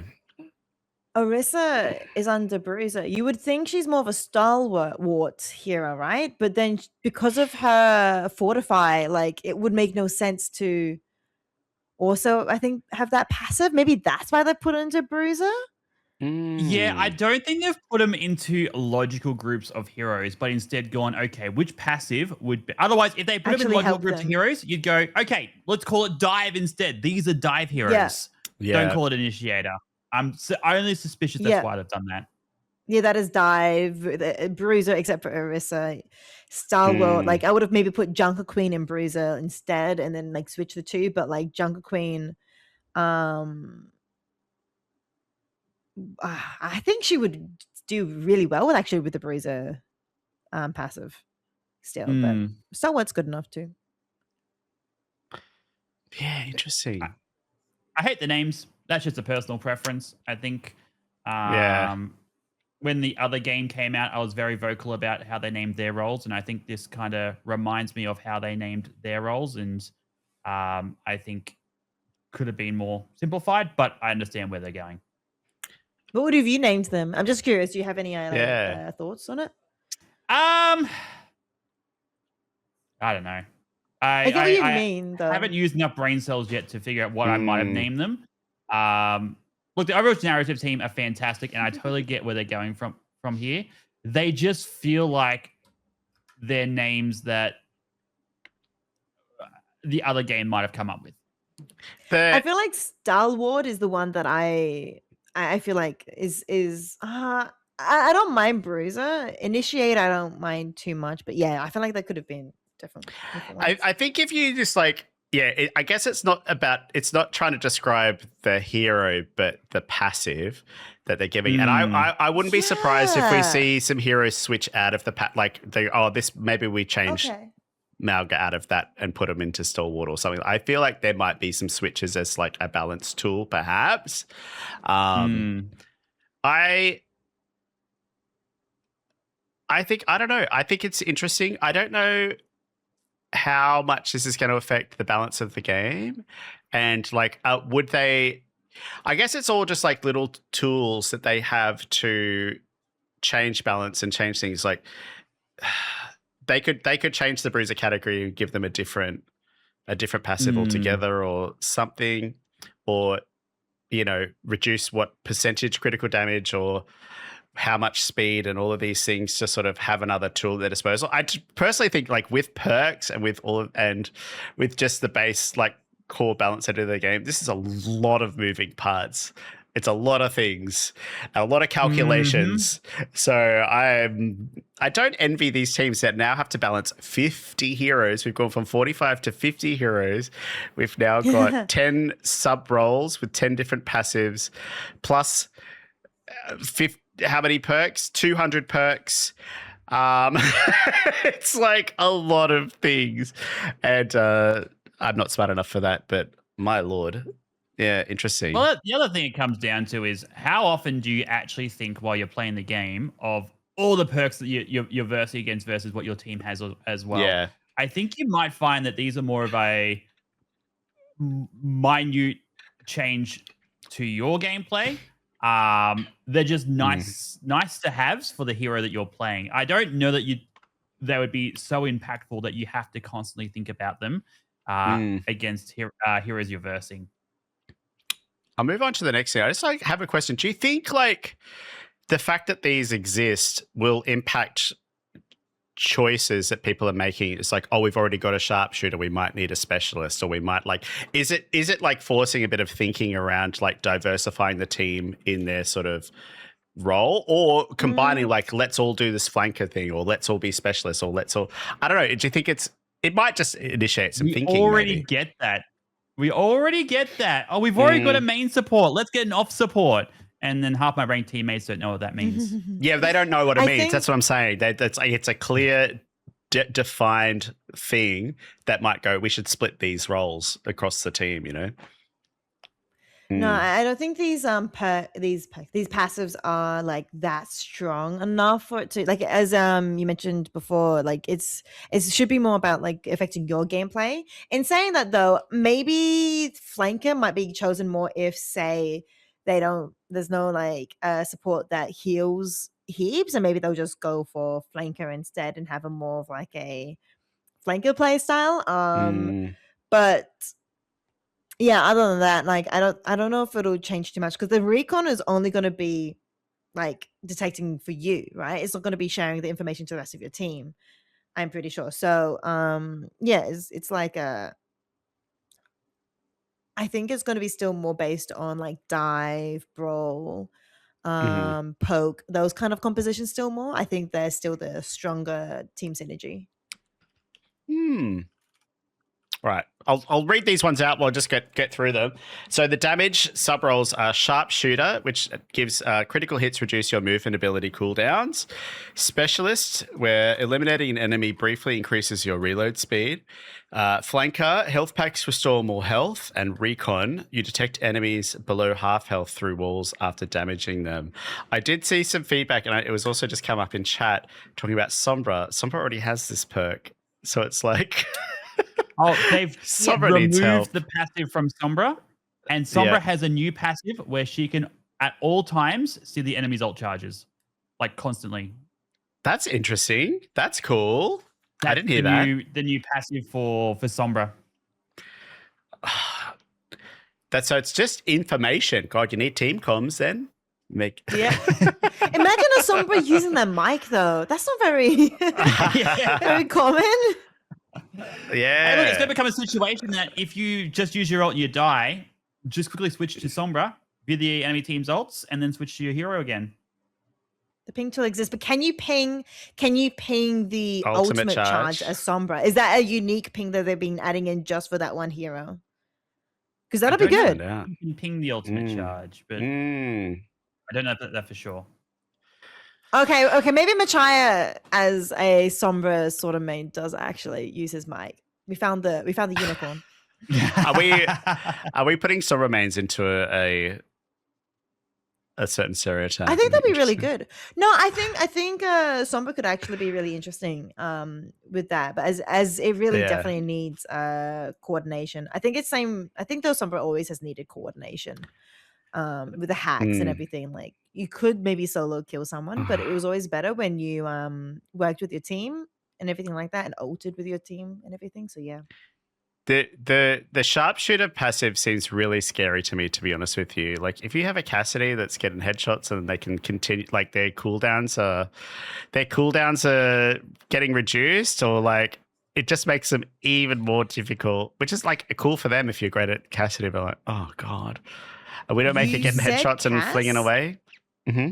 You said Cass, but what about Sojourn? Remember her little normal gun does so many little shots all at the same time. So like if you hit every single, like so many of them, you hitting more headshots more often than a Cassidy or an Ash would. So I'm wondering whether or not this passive reduces the cooldowns differently per hero. Like say Cassidy reduces his by like 0.1 or 0.5 whatever, and Sojourn reduces per headshot even less than that, because otherwise per headshot is going to be way too fast. So presumably they're balancing these per hero for that one, hopefully. Yeah. And Wizard in chat said there's 19 perks across various heroes were also replaced because they clash with the new passive. So that's good. I'm curious how many. I feel like there's going to be a whole new set of perks coming. Maybe is it just 19 or is there different? I wonder. But yeah, we're going to see new perks as well. Oh. It's a lot. It's a lot. I feel like if you are great at this hero, this just looks like it's just going to make them feel better to play just through. I don't know. It might just feel everyone's nicer. At the same advantage, right? Everyone gets new abilities. It's not just like a subset of heroes getting new abilities. Just says 19. Let's have a look at the support passives or sub roles. Tactician, you gain excess ultimate charge, which carries over after using your ultimate ability. That's insane to me. Medic, healing allies with your weapon also heals you. And Survivor, using a movement ability, activates passive health regeneration. The fact that you can like bank excess ultimate charge is like, there's an advantage in holding your ult. Ana, Baptiste, Jetpack Cat, Lucio, Zenyatta. That's interesting. I'm tragic for doing that, not using my ult and going, I haven't used my ult in 3 minutes. I was trying to figure out for that one, how much percentage over? Like, can you get 200%? Or is there a cap? Can you get 300%? Can you ult 3 times in a row? There has to be. I don't know if it's going to be like 125, so it's only like 25%, so it doesn't make a huge difference. 25%. It is 25%? Okay. It's a little bit, which most of the passives anyway have a little bit of a perk. They don't have like heaps of a perk. It's just a little bit. So 25% I think is a decent amount. 50%, 150 I thought would be kind of really strong. Reduced ult gain. Okay. So your accumulate is fast as well. I mean, it's like if you know, they're pretty like game-changing ultimates, like Zenyatta. A lot of them are really, you know, and so if you have to bank it a little while, you're not having to, it might be nice. You feel less guilty about holding onto it, I guess. I think as well, like with those ultimates, that like you have to use them at a very certain situation. Like Kiriko, you can use it to initiate a fight. You know, you have a bit more control over when to do it. Tactician ults are usually more reactive, except for Anna's Nano. You can use it as a initiator like type thing. Well, Jetpack Cat as well, I'm assuming, is that also same sort of a thing where you don't want to use it straight away as it, like. You're gonna probably get yourself killed, kind of type of thing, if you go in without your team. So it makes sense. Yeah. All right. That's sub rolls. I'm excited to try all the sub rolls. I think as much as perks added a new bit of spice to Overwatch, so could these. Yeah. I just hope that they're tuned right. I'm sure they have been tuned. We haven't got any numbers here, so I'm sure they've been tuned correctly. Yeah. And essentially, they just become tier 0 perks. Okay. That's all the balance stuff. There's a couple of nice things that I just saw. This wasn't in the press release, but I just saw there's some graphics about it, and it was a brief mention. We're getting some map reworks, and straight away we're getting Gibraltar. I saw some of it in some gameplay today. I'm excited. There's been some damage. And also on this part of the map, I saw there's a beam, not this beam, but there's a beam that actually comes down here. And you can go from here up to the ship here because there's a beam on the ground. So there's this whole situation that they've changed this point B. I don't know if they've changed more than point B on there, but that's the bit I saw today. There's a beam that literally sits here that goes diagonally up to the thing. Yeah, it sounds great. Yeah, Gibraltar point B is like a funny one with people just all hanging out on the top of the ship, but now the ship has sort of fallen from its lofty position and some other beams and things are in the way. So I love this idea of a rework, and then it sort of also plays into the lore perhaps as well. So it's like things are happening in the world, it's reworking the map, so it's like this sort of harmonious storytelling through gameplay, which is so cool. Is that a new building? On the right there, there's like a little building that comes out. That wasn't there before, right? No, like this is concept art. This is an illustration, so I'd have to look. There has been gameplay in this map today, and I just had a brief look and I saw this big beam sitting there. So I'm not actually sure, but perhaps there's more of a rework. If they're doing a rework, there's probably more going on. Yeah, I'm excited for it. They also revealed Iceland, a bit of a concept art for Iceland, which is new. We didn't see anything for Atlantic Arcology, which we saw in last year's Spotlight, but now it was not mentioned at all, which is a bit curious. I don't know what's going on with that. They also sent us we saw the same image last year. So this is Tokyo, a concept art for Tokyo, which is very early on, but we saw this last year, so I don't know what's happening with the maps. They've just said we're getting more maps. Were they on the roadmap? They had a graphic. There is. Yeah. Oh, it's right at the end. They are on the roadmap. You're right. Wait, I'll look at it here. Season 3, we're getting new map Japan. Yep. Season 3. Something about 2 map. I don't think we have any other map mentioned. Season 3. So yeah. I thought we were getting 2 new maps this year. I also noticed we're meant to get 6 seasons, but they only showed 4 seasons. That's right. Summer, fall. So I'm trying to figure this out because then I guess it'll be the half of fall. So it's like the next 9 months, essentially. Yeah. That's assuming they're still doing 60-day seasons, right? Do we know that they're not just... Well, they're saying they're doing 6 seasons during the year. I think we got 6 last year, right? Each, okay. So that's not every season for 2026. That was that's what I'm... Yeah. They said 6 seasons. We will have 6 seasons this year. Yeah. So it will be around this similar 10-week situation, right? All right. Another thing, a Conquest meta event. So this is an in-game event where players choose to fight for either Overwatch or Talon. Each week you complete missions tied to the lore, with rewards going to the faction with the most successful missions. You can switch your allegiance, and once completing your current week's faction pass, making every choice matter as you seek to claim the following rewards. There's 75 loot boxes, 12 epic loot boxes, 7 legendary loot boxes, 9 voice lines, 31 2D cosmetics. Is that sprays, I guess? 2 weapon charms, 1 of 2 faction-themed legendary Echo skins, and exclusive new rare, epic, and legendary titles, and a secret hidden one, apparently. This is I'm actually exciting. so excited. Yeah. And the only thing I'm not liking about this is you have to choose which faction, which You gotta pick the means right team. I know the loot boxes you can get one of them, but for at least the one of two faction themed legendary echo skins, you can only get one.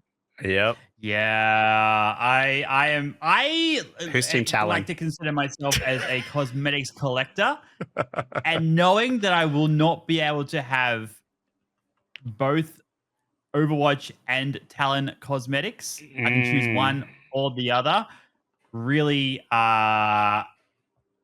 stresses me. Like you can change factions at any time, but the wording in that document is very clear. One of two faction themed legendary echo skins. You got to stake your claim. You are Team Talon or Team Overwatch. Whatever, whichever one looks cooler. The winning team gets rewards. Yeah. But I think like if you, I think I was reading more like if you stay, there's advantages to staying with the faction, I believe. Because I think things accumulate. There's a hidden rare title, a secret hidden one. Yeah. So I'm wondering whether or not that's if you stay with Talon the entire time or stay with Overwatch the entire time, or if you're a flip-flopper, is that the hidden title? So I'm not sure if that's what it is, or maybe the title is the person who contributed the most to it. Like, I don't know if these are like repeatable. Maybe you're the number one, like if you completed everything, maybe you're the number one Talon agent or number one Overwatch agent. I think they should force it. So if you choose Talon or if you choose Overwatch, you can only play Talon heroes or you can only play Overwatch heroes. Let's meta the absolute heck out of this. I love it. I love that just being a big 50-50 like battle going on inside the game. That's just gonna like. I hope one just doesn't take it away, but sometimes that motivates the other team to push. I love it. I think it's silly.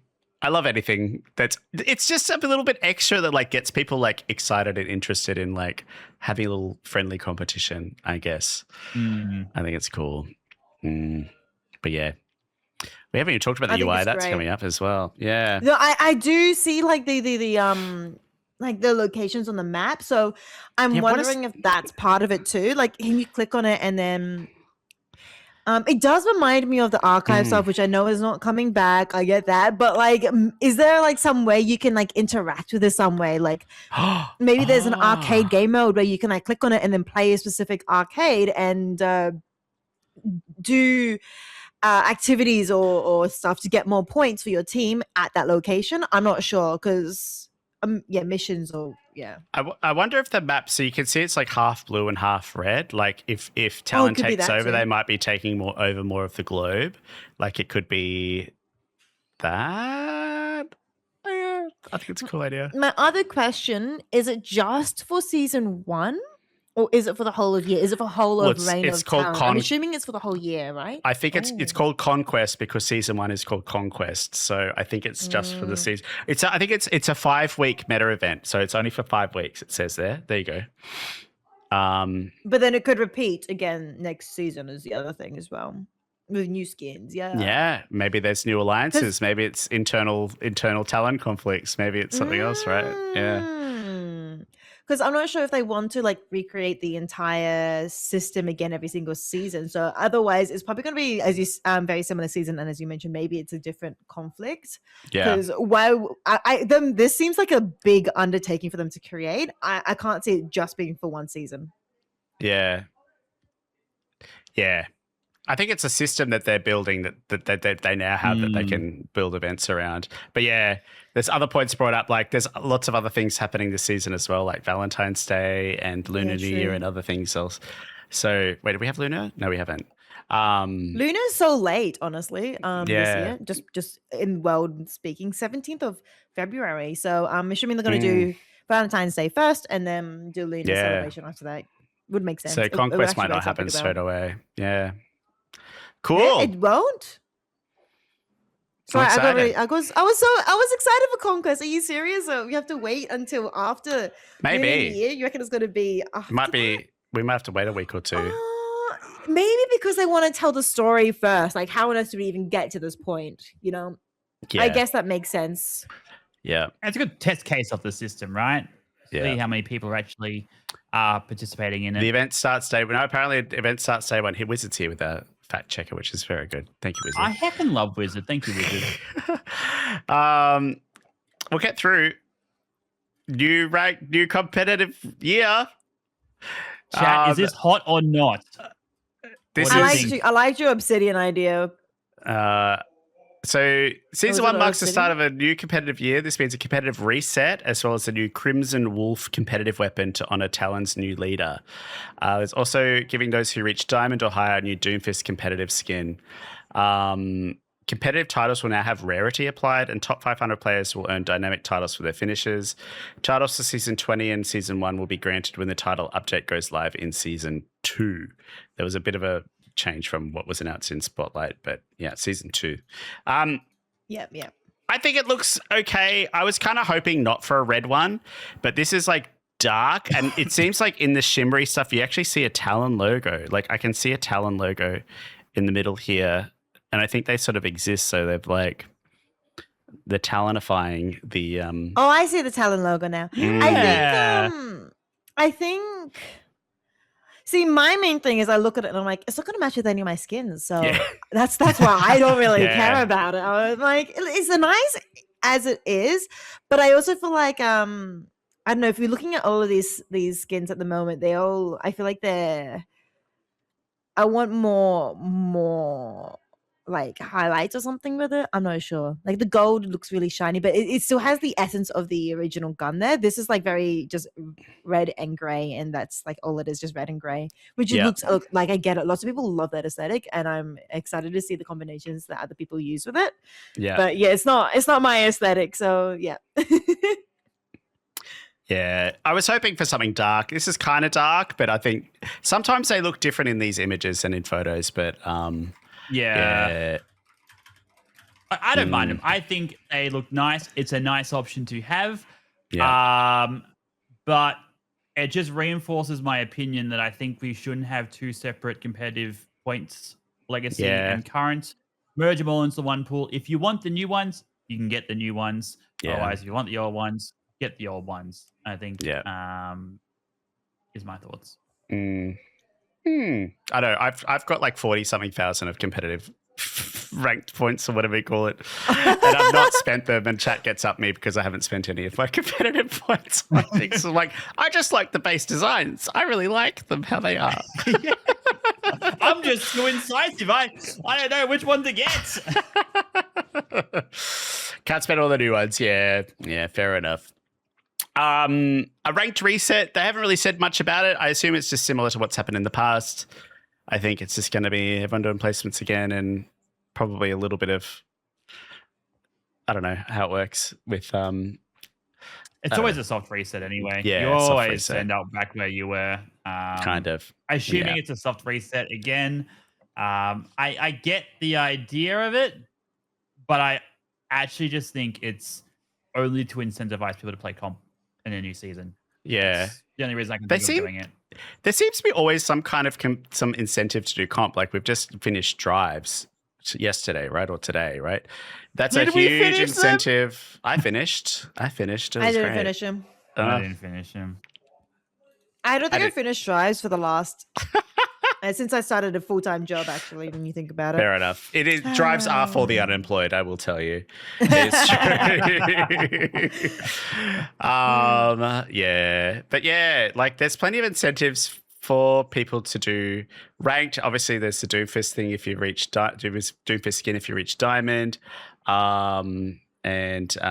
Yeah, like I feel like no one really has anything positive to say about drives. It's like, oh, it's drives time. It's all a bit mayhem. We need to be able to use the ones we've earned previously. Like, I don't want this. I mean, the green's nice. Yeah. And I admit, like, the music's really cool in it. Like, moving it. I admit that's really cool. Like, gives Lucio vibes, right? Yeah. But I want my purple. Like, yeah, I really liked the purple previously. I think if we could actually earn it and then use it whenever, like, and choose it. Like, I get maybe what they could do is you have to activate it again and then you can choose. Like if they want to force people to play ranked, sorry. And that's the key. That last line you just said, I think, is drives for me. I don't think they work because you're incentivizing people who don't want to play competitive or stadium to play competitive or stadium. I want to play with people who want to be there. I don't want to play with people who are only there for the cosmetics. And you know what also happens is like people like me go, here's my time to goof around in stadium. So all the stadium enjoyers like, what is this idiot doing? What are you doing? I'm like, I don't know. I'll just play Moira and see what happens. I thought stadium would be safer because looking at the drive things, I'm a stadium enjoyer, right? Looking at the drive things, it was much more efficient, I thought, to play like core Overwatch. In terms of like you don't get that much more when you play stadium, and stadiums are like double the time. But for some odd reason, my stadium games weren't the best. So I was like, interesting. Maybe you're right. I did get a bit of a stadium tourists playing in my games. Yeah.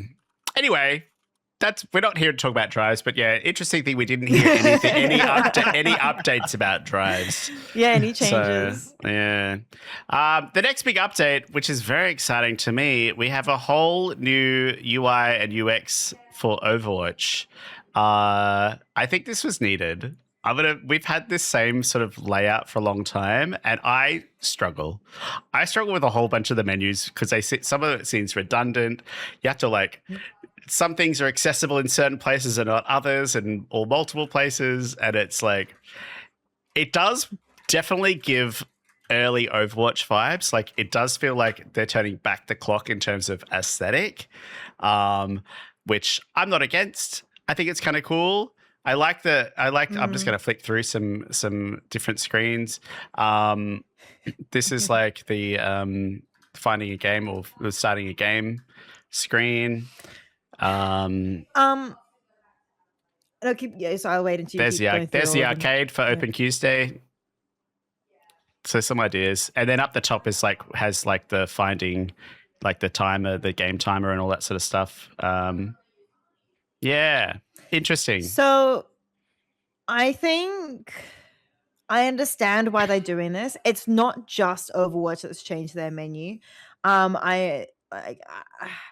People are saying, "Oh, it looks like the other game," but to me, it actually looks like most modern games. Hang on, let me double check my games that I know in my head. I don't know how many I should be mentioning, but I think it's like if you think about it, Apex has the things up the top and has that sort of thing as well. Valorant has it as well. I'm trying to think of Fortnite as well. Let me look up Fortnite menu. I think Fortnite has changed as well with the one up the top. It's not just that. I think it's the way modern games are going, and if you're the only game out there that has a different menu, when people are coming from other games, other free-to-play games, they're coming to your place, they're going to get lost, and they're going to be like, where do I start? Where are things? So I think it's unfortunately, I agree, it has lost a little bit of the charm, but it's to stay up to date with the modern kids, TikToker kids, babies, you're just going to have to change the menu. Yeah. I understand the change. It's going to take me a while to get used to the change. I honestly thought that the menu system in Overwatch was so simple, you could not get lost. You had everything you needed on the main screen there. You had your play button, you had your hero. It was all accessible, and that's all you needed. But I understand that, as Raisa, you've identified, every other modern game is going like this. But I don't know that we need to be like every other modern game. Why can't we be our own? I do know that sometimes I do get, when I'm trying to back out and go to the next thing, I press escape too many times. Yeah. And because you have to press escape. I think, it's maybe one way of thinking from a user experience. It's less clicks to go from one thing to the other thing, and I actually, even though I've been playing Overwatch for 8-9 years, I sometimes still get lost in the menus. I'll go back and I'll I'm trying to find my left click career though. profile, and I get lost with my career profile. half the I get time. less lost trying to look at replays or scoreboards from old games and like trying to the social part and like the previous games and all of that. That's Yes, the stuff that yeah. really gets me a lot. And like I've been using the same thing for, and I just like it just it always look at this confuses me. screenshot here. Yeah. You tell me, how do you get to your career profile? I imagine your it's face this on the top right. I imagine it's your picture here on the top. If you're a new player, would you rather a button that says career profile on the left-hand menu with everything else? Or Yeah, have to I think there's figure no out- reason why they don't have a profile thing there. I'm trying to let me look at like other ones, because like Fortnite has a thing called stats that you can click, like Valorant, which is like the career profile. Valorant has oh my goodness, it's not loading. Valorant also has career on the top. Like there's no reason why they can't put career up on that tab thing as well. That's not a UI design, that's a UX design. Yeah, I suspect it's going to be, you know, what we're seeing now might be a bit different in a few months' time, perhaps, depending on like user feedback. I think they said give us feedback, so yeah. The other update is there's post-match accolades, which is I guess a return to like the end of game cards in a new sort of way, where you can sort of upvote your MVP or see a little bit of extra stats and acknowledgements of people that have done well in the game. They're also unveiling a new praise feature, which allows players to use hero voice lines to provide positive feedback. Apparently, the lines have actually been recorded for the last 10 years, but they've never found a way to utilize them. But apparently, this now feels quite right. And they're excited about how this subtle addition will affect gameplay interactions. There's also more changes to sound and music control settings while in the lobby. So more audio settings, interesting. Yeah.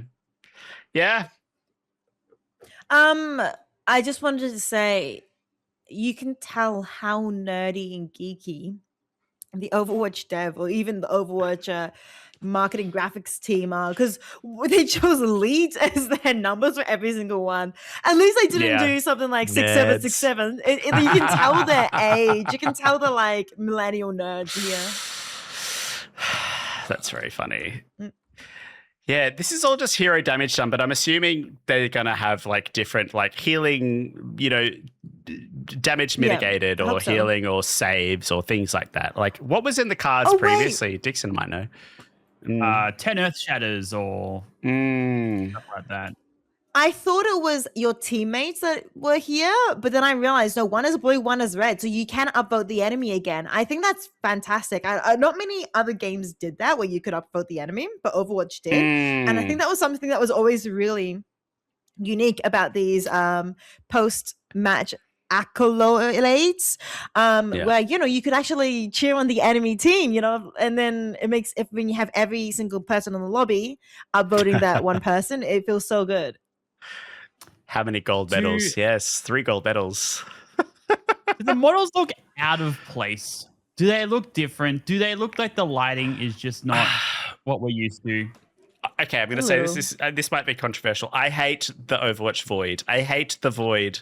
This blue nothing. They used to have environments that were like themed to like the current things. Like remember it was like, I don't know. Remember they used to be in environments, and even earlier battle passes, when you looked at the battle pass, it was like in a space and a thing. Give us a physical space. Put it on the map that you were just playing on. Put it that must be cute. Yeah. Anything. I was thinking also like the Talon theme as well. That wouldn't be bad. But I actually think you're right. It should be on the map that they just played on. This does feel very work in progress. It doesn't seem final, this design. Like if you look at accessibility, that red text is kind of crazy on that blue. It would be it's very like if you look at that from a design, that's not accessible color for people to look at. So I think they might have to look at that as well. I don't think it's final. I think as well, if they're using the victory poses, then there's more use for the victory pose as well. Like at the True. moment, I don't bother really changing my victory pose because it only shows up for like half a second, and you can't really, you don't stay on it for a little bit. But if this is like the last page you people stay on, then it makes them more worth. And I guess in Blizzard's eye, you know, that could be more money for them, which is, I mean, better for all of us in a sort of way, so that we can have a game. Yeah, make it like the victory post screen, because then it'll, like, the game will finish, you'll say victory, you'll have the victory screen on the map, and then swoosh to this. I would understand. To play the game music sound, because it goes directly into the play of the game. Oh, it's victory and then play of the game and then that. Oh, okay. Yeah. Maybe they can put, like, in that victory posting, maybe they can put like I don't know, a little pedestal or something. I agree. I think they could get rid of the void. That's yeah. I don't like the void. I only like the void when I'm taking assets out of Overwatch for videos and things. And they don't have the green screen void anymore, so that's, well, get out of it. Anyway, that's very niche. Bring back the green screen. All right. Here's Ricey's favorite thing. Stadium. Oh, what is it? Oh, Stadium. Yeah, I'm actually, look, I am very happy that they are putting so much into the core game. So I'm not actually like mad or upset that they haven't added much into Stadium. Yeah. But I am like, I was expecting more, since when they gave us the Stadium pathway or whatever, like last year, I was expecting at least them to say, yeah, we're still developing the things we promised you, because they did give us the share, which is good. We needed the share, we needed the save builds and everything. But there was more that they were going to add. They were like going to add like these mission things or something. I don't remember. They're going to add so many other things. So I'm also really disappointed in the fact that they're only adding one hero to Stadium. I thought they were trying to add 3 or something. And I'm like, at this rate, people aren't going to play Stadium. I think one of the reasons that people, I'm yapping. But one of the reasons I think lots of people don't play Stadium is because their favorite hero isn't there. Or because, you know, they want to play the new heroes that just came out, and you can't play them in Stadium. So yeah, I'm not like disappointed, because like I get the core Overwatch is the thing that they do need to focus on, but also like could have done more. I do think it's a bit of sending a signal. Like, I think over the last year, the community's been like, you're spending so much time on Stadium. Us core game enjoyers are feeling a bit neglected.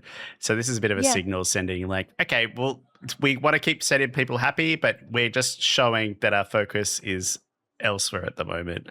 This whole year, this whole announcement is very much like community. We're fully focused on what you're saying. It does feel like that.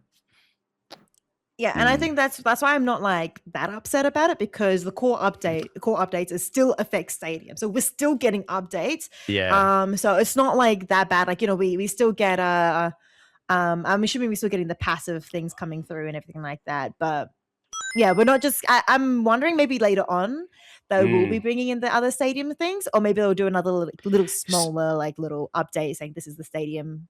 So they have said, so apart from like Vendetta being added into Stadium, they've saying the biggest change they introduced since launching last year is the new Hero Builder, which is this. So it's saying the team designed the Hero Builder as a way to give you greater agency and ease in crafting the best possible builds to match your play style. It'll provide recommended builds based on player data worldwide, letting you see what other players are using. It'll be presented in 2 forms. This first one, which I'm showing now, is on round 1. You will now see 3 options for popular builds on your chosen heroes.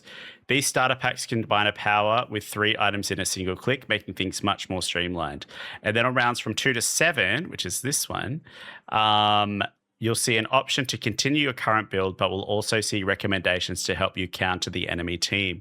So obviously, if they're playing aerials, you might have you might see those items being suggested to you. So it's like trying to, just be that little sort of sidekick of like trying to suggest things that might help you out a little bit more. So I kind of like it, and also following trends around like what's strong at the moment and like what's meta, and I like the idea. I like it. Yeah, I think it's kind of cool. I'm wondering how much of that they took from League of Legends recommendation. I think the enemy count will be very interesting because I'm wondering how much like stats and research they're going to be able to use to be able to do that. And I hope as well they're also going to be using the higher ranks as stats and not the lower ranks, because the lower people who don't play as much Overwatch, they might not have as much experience and they're just kind of just picking something really quickly. So yeah, the more people who play it more often, I think it'd be great to use their stats more. Also win rates. I think the other thing as well, the other change for Stadium is that the powers have been changed. They're going round 1 and then 2, 4, and 6 rather than 1, 3, 5, 7. Oh, I really like that. I actually really like that because you play your first round and then you realize, oh, I made a mistake, or I should have gotten this one, or this one will help counter this player because they picked this first power. So now I know they're going for an AP build. Now I know they're going for a weapon power build. So now I want to go for this power next. But you have to wait a whole round to do that. And then you're basically then 0-2. So being able to have that second round to pick a power and alter your playstyle to like meet the other person's playstyle, I think that'll be great to be able to do that more earlier on in the game. So you're not suddenly facing a 0-3 and then get mercy ruled. So yeah, you had to get to 7. Yeah, and it's nice to be able to get to sort of full build earlier. Wizard says, "Isn't this just Stadium quick play?" I mean, there's less. Quick play has 5, and it had 1, 2, 3, and I can't remember what it was. Yeah, I did like. That's what I really liked about Stadium Quick Play, is because you could get the powers earlier.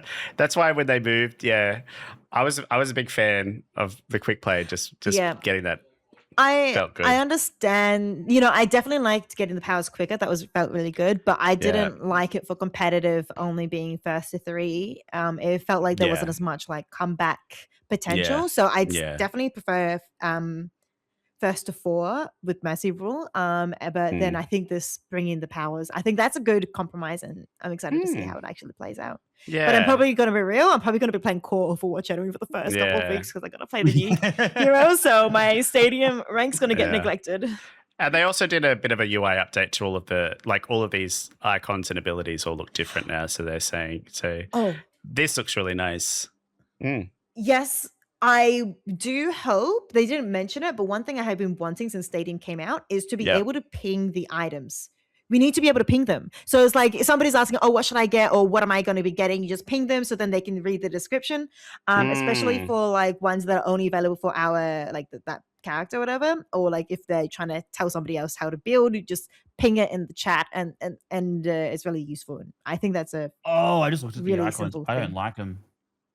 I don't know how I feel about them yet. They're like quite 3D colourful now, aren't they? Yeah, they're a lot more detailed and a lot less simple. Yeah. They're a bit more. They did describe it. Said seeing all 70 icons fully redone to better match the fantasy of each item. For example, the aerial distresser will now look like a flying drone, while Amari's antidote is clearly an injector. This should make it much easier to find exactly what you're looking for at a glance. Maybe. I don't know if I agree with that. Because a lot of the symbols look exactly the generic. same, and the only difference is like one arrow. Like that's it. It's just one arrow going up or one arrow going down, and you just can't tell at a glance. Like, I kind of see why they've changed it, but I won't know if I like it until I actually play with it.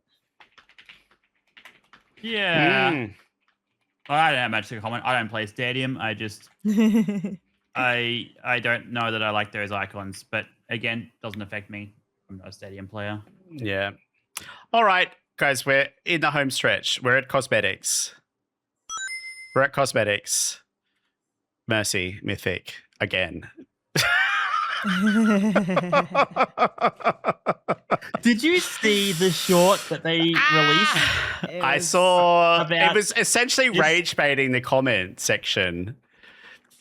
Yeah. Rage baiting Lucio players. Oh my goodness. Oh, I mean, there was I know a lot of Mercy players that didn't like the Mercy Mythic, so it gives them a do-over. The first Mythic was kind of, but at the same, like I really like this Mythic. This should have been what should have been released in the first place. But like you're upsetting so many people, and then there's just going to be more hate towards Mercies and everything. What about my thing? So I'm just like, what about my hero? Yeah, and they also said Anna's getting another Mythic. And so, it's not just Mercy. There are going to be multiple. Yeah, Anna's getting a second Mythic too. Like, I kind of understand that as well. I don't think Anna's Mythic was very well appreciated or well received. So maybe that might be why they're doing a redo on it. But also, like, I don't think Genji's, like the first one, I think they should redo Genji's as well, because I don't know if I liked Genji's that much. But, you know, they should also just be finishing off everybody else's Mythics. Yeah. So pretty. I definitely think they've made mistakes with Mythics. I've said before in other places that I think Mythics are best when they are the ultimate form of that hero and it matches their personality and vibes and all that sort of stuff. Like Ana, Mercy, those ones don't match their like ultimate form. So I understand why they think they've made a mistake and they're like, well, maybe they don't think that, but they're redoing it. I just think you can fix these things after you've dealt with everybody else. Yeah. Where's Winston? Where's Zarya? Where's Lucio? Where's Lucio? Where's all these people like that are like also popular heroes, but like it just further reinforces that the Mercy community is very special and important to Overwatch, probably because they have a lot of money that they spend on the game. Do I want Overwatch to thrive and continue making content? Is this the vehicle to do that? Maybe I can accept that. That's okay. We love Mercy Maids when they pay money to the game to support the game. Yeah, that's my opinion as well. I'm worried about all the hate they're gonna get, but they do help keep the game afloat. You know, whenever like they release a skin for Mercy and a skin for somebody else, and they kind of look the same quality, but the Mercy ones is like 1.5 times the price. It's like poor Mercy mains, but yeah. So they're redoing skins, but keep in mind, chat, you're going to get less options. You can pair Mythics now to Mythics when Overwatch 2 launched. Most of the options are just turn on, turn off.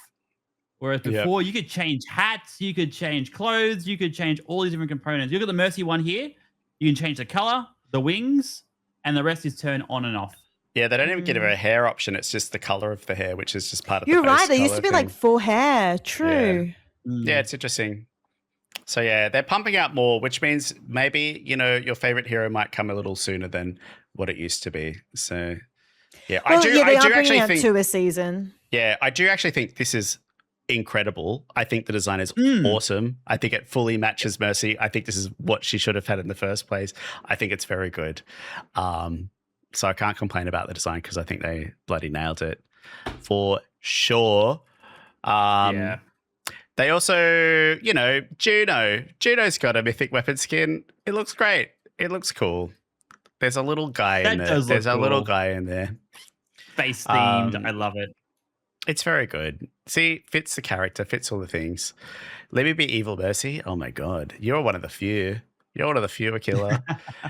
They also said... can I say something? Mm-hmm. I actually kind of like the Mercy skin once they brought out the... what do you call it? The not gilded, but like the other ones. Oh, the aspects. The aspects, yeah. She actually looks really Prismatic? nice with the I think the prismatic one. Yeah. I really like how she looks with that. Iridescent. So I've kind of iridescent. That's the one. Iridescent looks so good. So she actually looks good with that. But yeah, otherwise, you know, yeah. The persona with that skin is like evil though, which is. That's the I think that's the conflict I think as well, is she's like evil, which is, well, you know, some Mercy mains want to be evil. They also mentioned here that I think May is getting the mid-season mythic, and I think this looks bloody incredible. I think this looks really good. I'm excited for it. I don't know what the options are going to be. She has multiple hair options, 3 hair options. That's good. Look. Oh, there you go. You're right. She's got like a plait at the front and then a bob and then something else. There you go. I think it looks really cool. I like high the socks. plat one. That's my favorite. Yeah. Very I'd rock cool. Yeah, I like it. Love the glowy stockings. It's very May. Yeah, see, I think they have figured out what I'm saying. I do think they have really sort of abandoned this idea of mythics that fit the battle pass the season and more just like it fits the hero because they transcend seasons. Yeah. It made sense when the mythics were in the battle pass. Yeah. But they're not Is anymore. the context of why they were themed, I think. Yeah. All right. Okay. Continuing on. Sorry, we've gone so long today. This is the battle pass skins. We've got Talon and Overwatch uniforms. Moira's got the abs out. This is new. This is new. Ooh. This is new. They look. I think these look great. I think there's a Lucio one hiding around in the behind somewhere. I've seen a glimpse at a Lucio one somewhere. Ooh, that might be the an Overwatch team one. Maybe. Really? Malga looks Because great. there's 4 Talon. Yeah, here's Malga's one, which is like it's very Talon, like it's got the Talon wolf on his guns. It's all like it's called New Empire, which is really just like he's very very leaning into Vendetta's reign, I guess. Oh wait, if you go back for me, please. To Malga? To the all of them. Sorry, you did go back. I want to see that one. Yeah. I want to see. So those are the ones that. So Moira is on her side and Malga is on her side. We don't see Sombra. That could be maybe a lore thing. Maybe Sombra is gonna disappear. Yeah. And because Moira already has like an OG Talon skin, so this is like a new one. We've got Vendetta is obviously like Vendetta.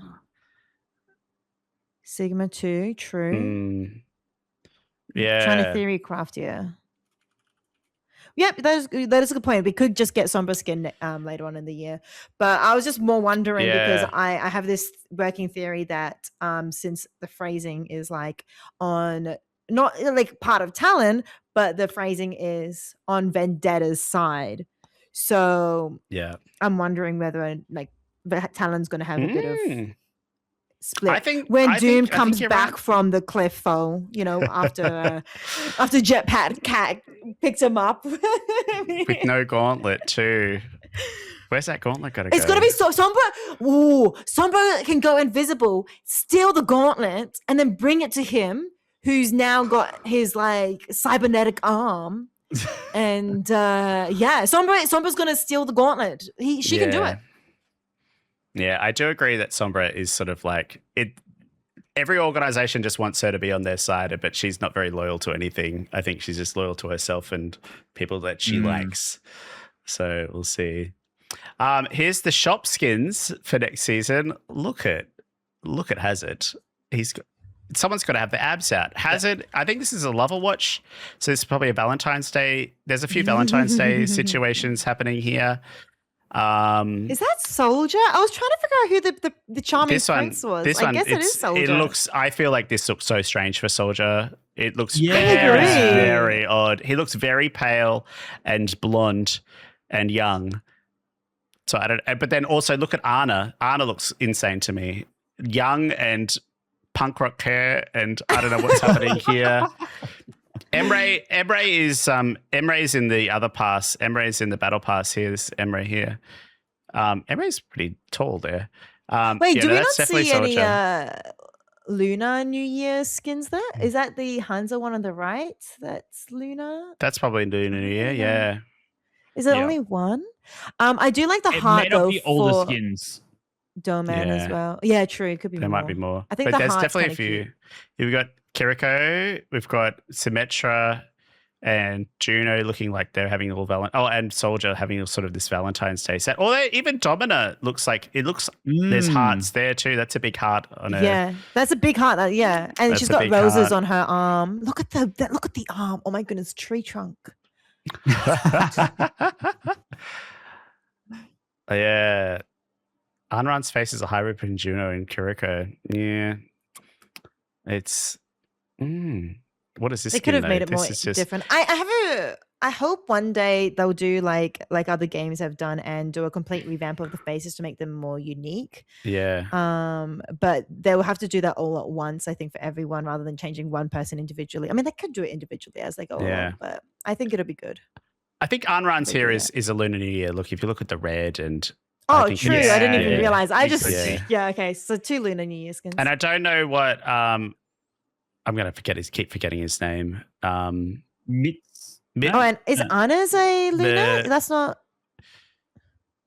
Oh, it is. Anna's like a Luna. punk rocker sort of thing. I don't know Yeah. what No, that you can is. see the you can see It looks the more button- romantic. not the buttons, the ties. The ties and the front are Chinese styled. Oh, is that what it is? you're right. Oh. Yeah. Like the Here I was thinking she was a My Chemical Romance fan. What's his name? Mizuki. I don't know what his skin is. I don't know what it is. I'm not It's sure what heat, theme that's that what it is. It's cool though. Yeah. They also showed some concepts. This is my favorite thing I've seen in a very long time. Can I show you? It's Roadhog with a Yes. little piggy on his shoulder. I don't know what's Rainy happening here. days. Oh my goodness.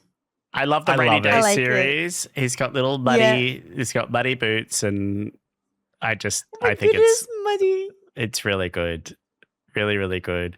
They also, I guess, this is the Soldier 76. This is the one that was in the shop skin here. So yeah, it's Soldier Prince 76. Charming. Yeah, I Love a couldn't watch. figure out who he was because I saw this and I didn't study the other photo yet. The all of them, and then when I saw the gun, I was like, yeah, Soldier 76. yeah. You know, three it could little also have things. been Emery with the heart. Actually, it could be Emery. I don't know. No, It it says- definitely When you look wasn't. up Emery's- It's definitely a Soldier. Oh, it's a Soldier 76. Yeah. Okay. Yeah. And then they've got 2 Void concepts as well. This Sigma one looks crazy. I think I'm it a looks fan. very cool. Yeah. It looks good. Very, very cool. And there's also one That's for so Venture, neat. which is this one. And this looks rad as well. Oh, Oh, yeah. All right. I love the little dinosaur feet. It's very good. It's kind of cute. And look, So I'm they're kinda sorry, cute. but I'm going to push a button and people are going to get it really excited. This is the other thing. This is the other thing that's in the game. You can watch the video. It's a minute. Oh, wait. This thing's the way now. I've ruined it. I've ruined the hype. I've ruined the hype chat. Ruined. Do we talk during the I was video? I was trying to turn the sounds on, but it's hang on. Look, it's fine. I'm gonna press. It's Oh, he's taken away from Keva you, has really go away. You've dreamt of this moment, M Kitty. It's so cute. There have been If a I lot can- of people that have been hoping this would be a collab at some point in time, and Oh, here we go. I think of course. I mean, Oh, I sorry. think they could have given it to some other heroes potentially.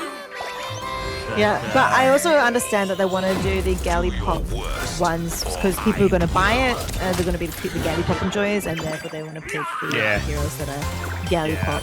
I get that. It's I get it. always No, I the agree. same heroes.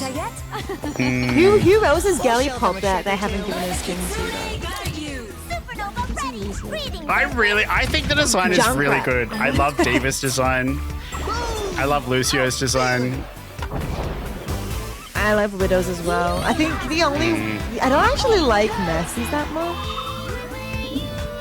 Prove your skill. Kiriko's kind of looking Is a little Happy bit Birthday off. Vendetta in the back, by the way. Yeah. Yeah, I don't like Mercy. They also. What is this? There's. Can you play tic-tac-toe now? Can you play tic-tac-toe? Yeah. Well, is it a game you can play in Overwatch? Who knows? Or is it sprays? Can we get the spray? Like, you can get, like, the grid and then an X and an O. Then if you just equip it, then you can play... Wait, it's a spray? That's so cool. Ram dance emote. Ram dance emote. Ram's dancing. Yeah, they showed it in the video. Oh. Actually, Sorry, that was what I was most Yeah. excited about all day was the Ram dance emote. yeah. Here, I've got it. Where is it? Where is it? I better slide. Finally.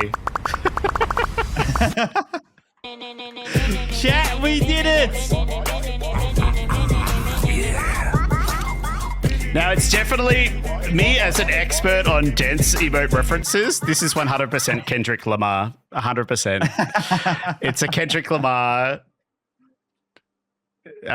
dense, and you can't convince me otherwise. Yeah, it's very good. I just hope they don't lock it behind a battle pass. I think that needs to be enjoyed for generations, like every other dancing emote. But yeah, here's the Hello Kitty and Friends skins. This is Kiriko. They need to stop giving Kiriko skins. It's very cute though. It's cute, but like it could have gone to somebody else, and I don't know. I personally dislike how they don't keep the silhouette on Kiriko much anymore, or in general. Yeah, she doesn't have the leg, the leg. I actually, cape sort of thing. Yeah, it could have been Symmetra, like not actually, like it doesn't look like Symmetra, but like Symmetra could have had it instead. She's a girly pop character. It could have been Symmetra. Kiriko's keeping the economy alive. Yeah. Yeah. Mercy. This one seems very much like a rainy day stuff. A little bit. Yeah, you want to see different heroes get the attention, but I don't know. The money makers in Overwatch are like, we need some more money. Go pump out some more Mercy skins or whatever it is, right? Yeah. Like with Mercy, at the very least, they kept her little like cloth thing, which I like that, but like for Kiriko they didn't, so a little bit. I actually think the Diva design is really good. I really like this one. I think it's like it's more simple, and what I find really annoying with Diva designs is like they're really like crazy and intensely like detailed and mechanical and stuff, and this is like smooth, simple. I like the look of it. I don't know what she looks like out of the mech, to be honest, but yeah. Pink. Kuromi. This seems a bit silly and funny, but I'm here for it. And look, Lucio's got a new collab skin, which I'm sure a lot of people in the Lucio community are very excited about. And it looks pretty swag. Yeah. It's very good. Guys, that's all of them. Is that all of them? Wait, what? I've got more slides. How many more have we got? Esports. Do you want to talk about esports? There's not many left, I don't think. Interesting. They didn't talk much about the esports loot box, did they? Didn't. They just said there is an esports loot box. I want to know more than that. Like, so how does this loot box help the esports community? Yeah. Like, how does it help keep the esports alive? How can you fund? Like, they used to have the esports coins and stuff. Yeah, that's all it is. They've said it's tune into esports broadcasts like Boot Camp on February 13 to 15 to earn your favorite historic Overwatch esports skins through the loot box. So it's a drop. Yeah. So. Yeah. Overwatch League skins, maybe. Yeah. I have a feeling it's probably going to be more the teams rather than the. Yeah, instead of them going for like, I feel like it's a way for them to cycle through, like, because through all of those previous broadcasts, they was like earn the Ramattra skin, earn the Lucio skin, earn the whatever. Now it's like earn a loot box to pick up the skins you don't have. Essentially, I would might be how it works. It's sort of like to reuse that pool of skins. Perhaps that might be the thinking around it. A skin collector like Dixon is, then that'll be something you'd be happy about. Please let me buy Overwatch League tokens again, please. But I'll spend all my money. I guess like the headlines talking about, so Overwatch Champions Series begins this weekend with a boot camp in Seoul before the full season launches on March 21, before finally concluding with the World Finals in China. Then the Overwatch World Cup is obviously returning. That's good for us, by the way. Great. Amazing. Good times for us. Yeah. It's great. Like, usually they're not, but when I saw that it was China, I was like, great. And when I was like, oh, the boot camp in Korea, that's really good for us. We can actually watch it for once. Yeah. It's not like at 2 a.m. Our time zone. Yep. Obviously, the Overwatch World Cup is returning this year. There's going to be regional qualifiers before the main event in BlizzCon in September. I'll be there. Who's going to be there? Exciting. Someone come hold my hand while cheering on Australia. It'll be good. And yeah, I'll go take you to Disneyland. There's also your shot for the Overwatch Champion Series crown. Registration for this year's open qualifiers alive until February 20. Also, Overwatch Esports is integrating with Top 500, awarding invitations to Faceit events based on challenger scores as well. So another addition. Challenger scores. Is that the thing everyone's memeing on right now? Because Instead of top 500. Yeah. Because aren't they changing Top 500 again? They're renaming some of it just to be a bit more normal. I think that they are changing the way the score and stuff. They did realize that the way that score isn't good, and that they're renaming and changing some things. Diamonds were above GM players. Yeah, I think that was in a blog post a couple of weeks ago. Yeah. And that's it. Look, and here's the roadmap for the next 4 seasons. Far out. Yep. September, spring. It's For not, us? is it? For us, no. I'm just looking at the roadmap. I'm just wondering. So you got Overwatch 10-year anniversary in season 2. Spring is Which is March, May. April, May. Yeah, March, May, April, end May of will be May. this. Yeah. So summer is Overwatch 2 June, July, anniversary August. has always been around September. It looks like they're now bringing Overwatch anniversary back Because to Overwatch 1 Overwatch anniversary, 1. which They was dropped May. the 2. They dropped the 2, and it's back in May, and they're celebrating the 10th anniversary. I think that's perfect. I think the fact that there was the option there for them to not celebrate the 10th anniversary and then instead celebrate the 2nd or 3rd year Overwatch 2 anniversary, I think would have been very sad. So I'm quite happy with the timing of this for them to actually celebrate a decade of Overwatch. It feels correct. I assumed they would keep the Overwatch Tomb date, but I'm glad that they didn't. I'm so glad. It's also my birthday, so well, not the exact date, but it's around then. So I get to play Overwatch during the anniversary event, whatever it's going to be. I hope it's going to be something exciting. It's my birthday next week for this. It is. I'm so excited. Season 1 launches on my birthday, so I'm like, I'm eating good. Everybody, on my make sure birthday. you say happy birthday to Pog. Yeah, next week. Yeah. Is it Wednesday then? No, my birthday's Thursday. No, Wednesday. Yeah, Wednesday. The launch day, 11th. Yeah, 11th. Wednesday. That's going to be a big stream for you. Big stream. I know. I have to do it early too. We'll see. But yes, exciting little peek at the next 4 seasons. It is just weird seeing new hero, 5 heroes. Which one's Mama Hong? Which one? Maybe season 2. Maybe Mama Hong's got some fancy bird. Something I wanted to say with the season 2 redacted hero, that drone. I want to know what kind of drone technology they're going to be bringing into Overwatch, because we don't really have any drone stuff in Overwatch. Like if you think of Valorant, you've got the Owl drone, which you can control separately, and a lot of other things. If you've also got Apex, right, as well, who also has that drone ability where you go into the drone. I'm trying to think. There's no ability like that in Overwatch. Are they going to do something like that, or is it just going to be a passive thing? The only thing that I thought might be similar is like Wu Yang's primary. It's because like you move, you know how you hold it and you move the camera around like that. Like you could like attach a camera to that, perhaps. It's similar. Yeah, no, I was about to insult you being a Juno man. She's like, she's got 2 drones above her head. But like, that's not what I meant. But then I understood what you were talking about. I was like, I was ready to go in. Because the way like her hand is on, I think that's her hand there, her arm doing like this. It looks like it's a bird or something, a robotic bird that she's like letting go flying. And so I'm wondering, can you then take control of it, or is it something you just send out? Is it something you just? It even looks I don't know yet, but I hope it's a drone. The silhouette even looks like it's like it attaches to her wrist. Like she might have 2. Like this is a big thick thing on her wrist here, and she might have some kind of like big tail or big like exoskeleton. So this portion here looks very interesting as well.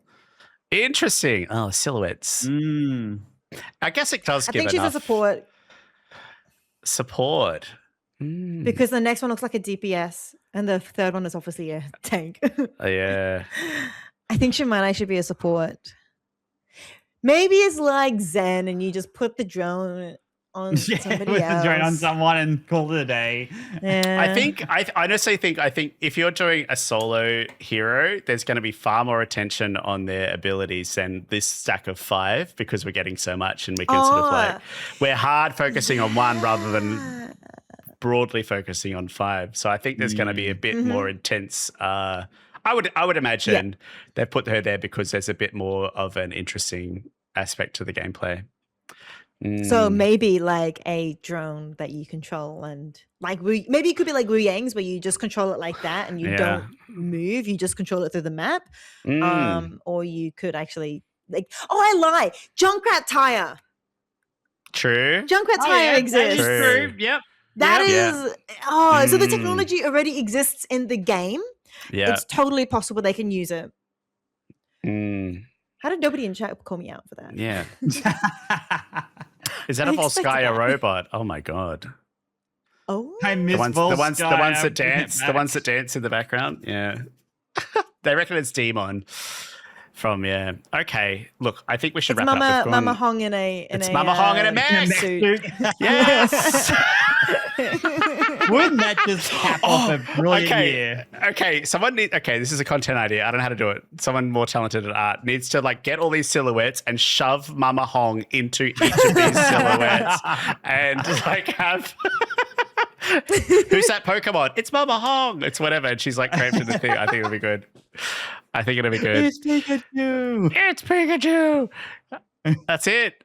Guys, Season 1 Conquest launches next week on the 11th of February, Australia time, or the 10th Pog's if you're birthday. in other times. I'm so excited. It's all coming. It's all going to rush at us. I think this is the calm before just a tidal wave of content, which is, I can't believe I'm saying this about Overwatch. Wow. I'm excited. I think it's nice that we have all this content coming, and it's also exciting that BlizzCon is coming, which means we're going to get in 8 months' time a whole bunch more content coming our way as well. So Netflix series. We will be eating good. Come on. Surely. I think we want it. Surely. Yeah. Ooh, I'm just thinking about like if Season 1 is Conquest and the theme of that is Talon starting their reign and conquering everything else. I was thinking maybe the next one could be like, I'm trying to think of more fancy words for betrayal or something. Yeah. It's what's that like word? it could be like secrets or alliances or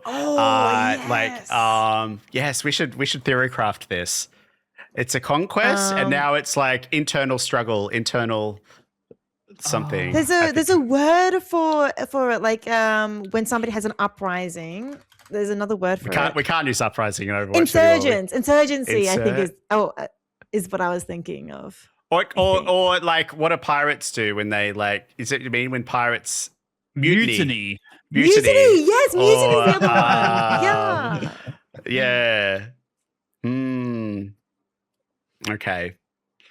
Great. Hey, look, maybe we might have a little bit of a launch week collab planned. We're working on something, so we'll get back to you on that one soon. That's it. I've got no more to say. Thanks for coming on and doing this together. Thank you. Like and subscribe. I don't even know if Make sure you go to Pog's we're probably not going to put birthday this on party. YouTube. It's too long for birthday YouTube. party? Yes, Are you going to tell us your birthday plans? I don't know what I'm going to do. I'm going to try and convince chat to give me lots of money. What do you think? Okay. No, I think that's a good start. You have to gatekeep them. You're not allowed to play Overwatch launch day until you gift 5 subs. We have teased that that I have to have a sub goal. So if we reach it, I have to do a mercy only stream, which would be total torture for me, which is if you want it. With the new Mythic skin. Of course. Oh God, that's next week too. Do you have to change your name as well to Mercy deserves this? Mercy It'll be deserves like Pog Pog Uwu or something like that, or I don't know. Oh, is it? Nah. It'll be something silly like that. When are we getting a Mercy cosplay? Oh my God, Dixon should do that for sure. OCE Mercy main? Oh God. I think that would be heat content, right? Pog-kitten, it's crazy. Pog-kitten. Thank you for joining us. Thanks for coming on. And chat, thanks for tolerating us not being super interactive with you. And all right. Thanks, guys. Bye. Bye. Bye-bye. Nice. Okay.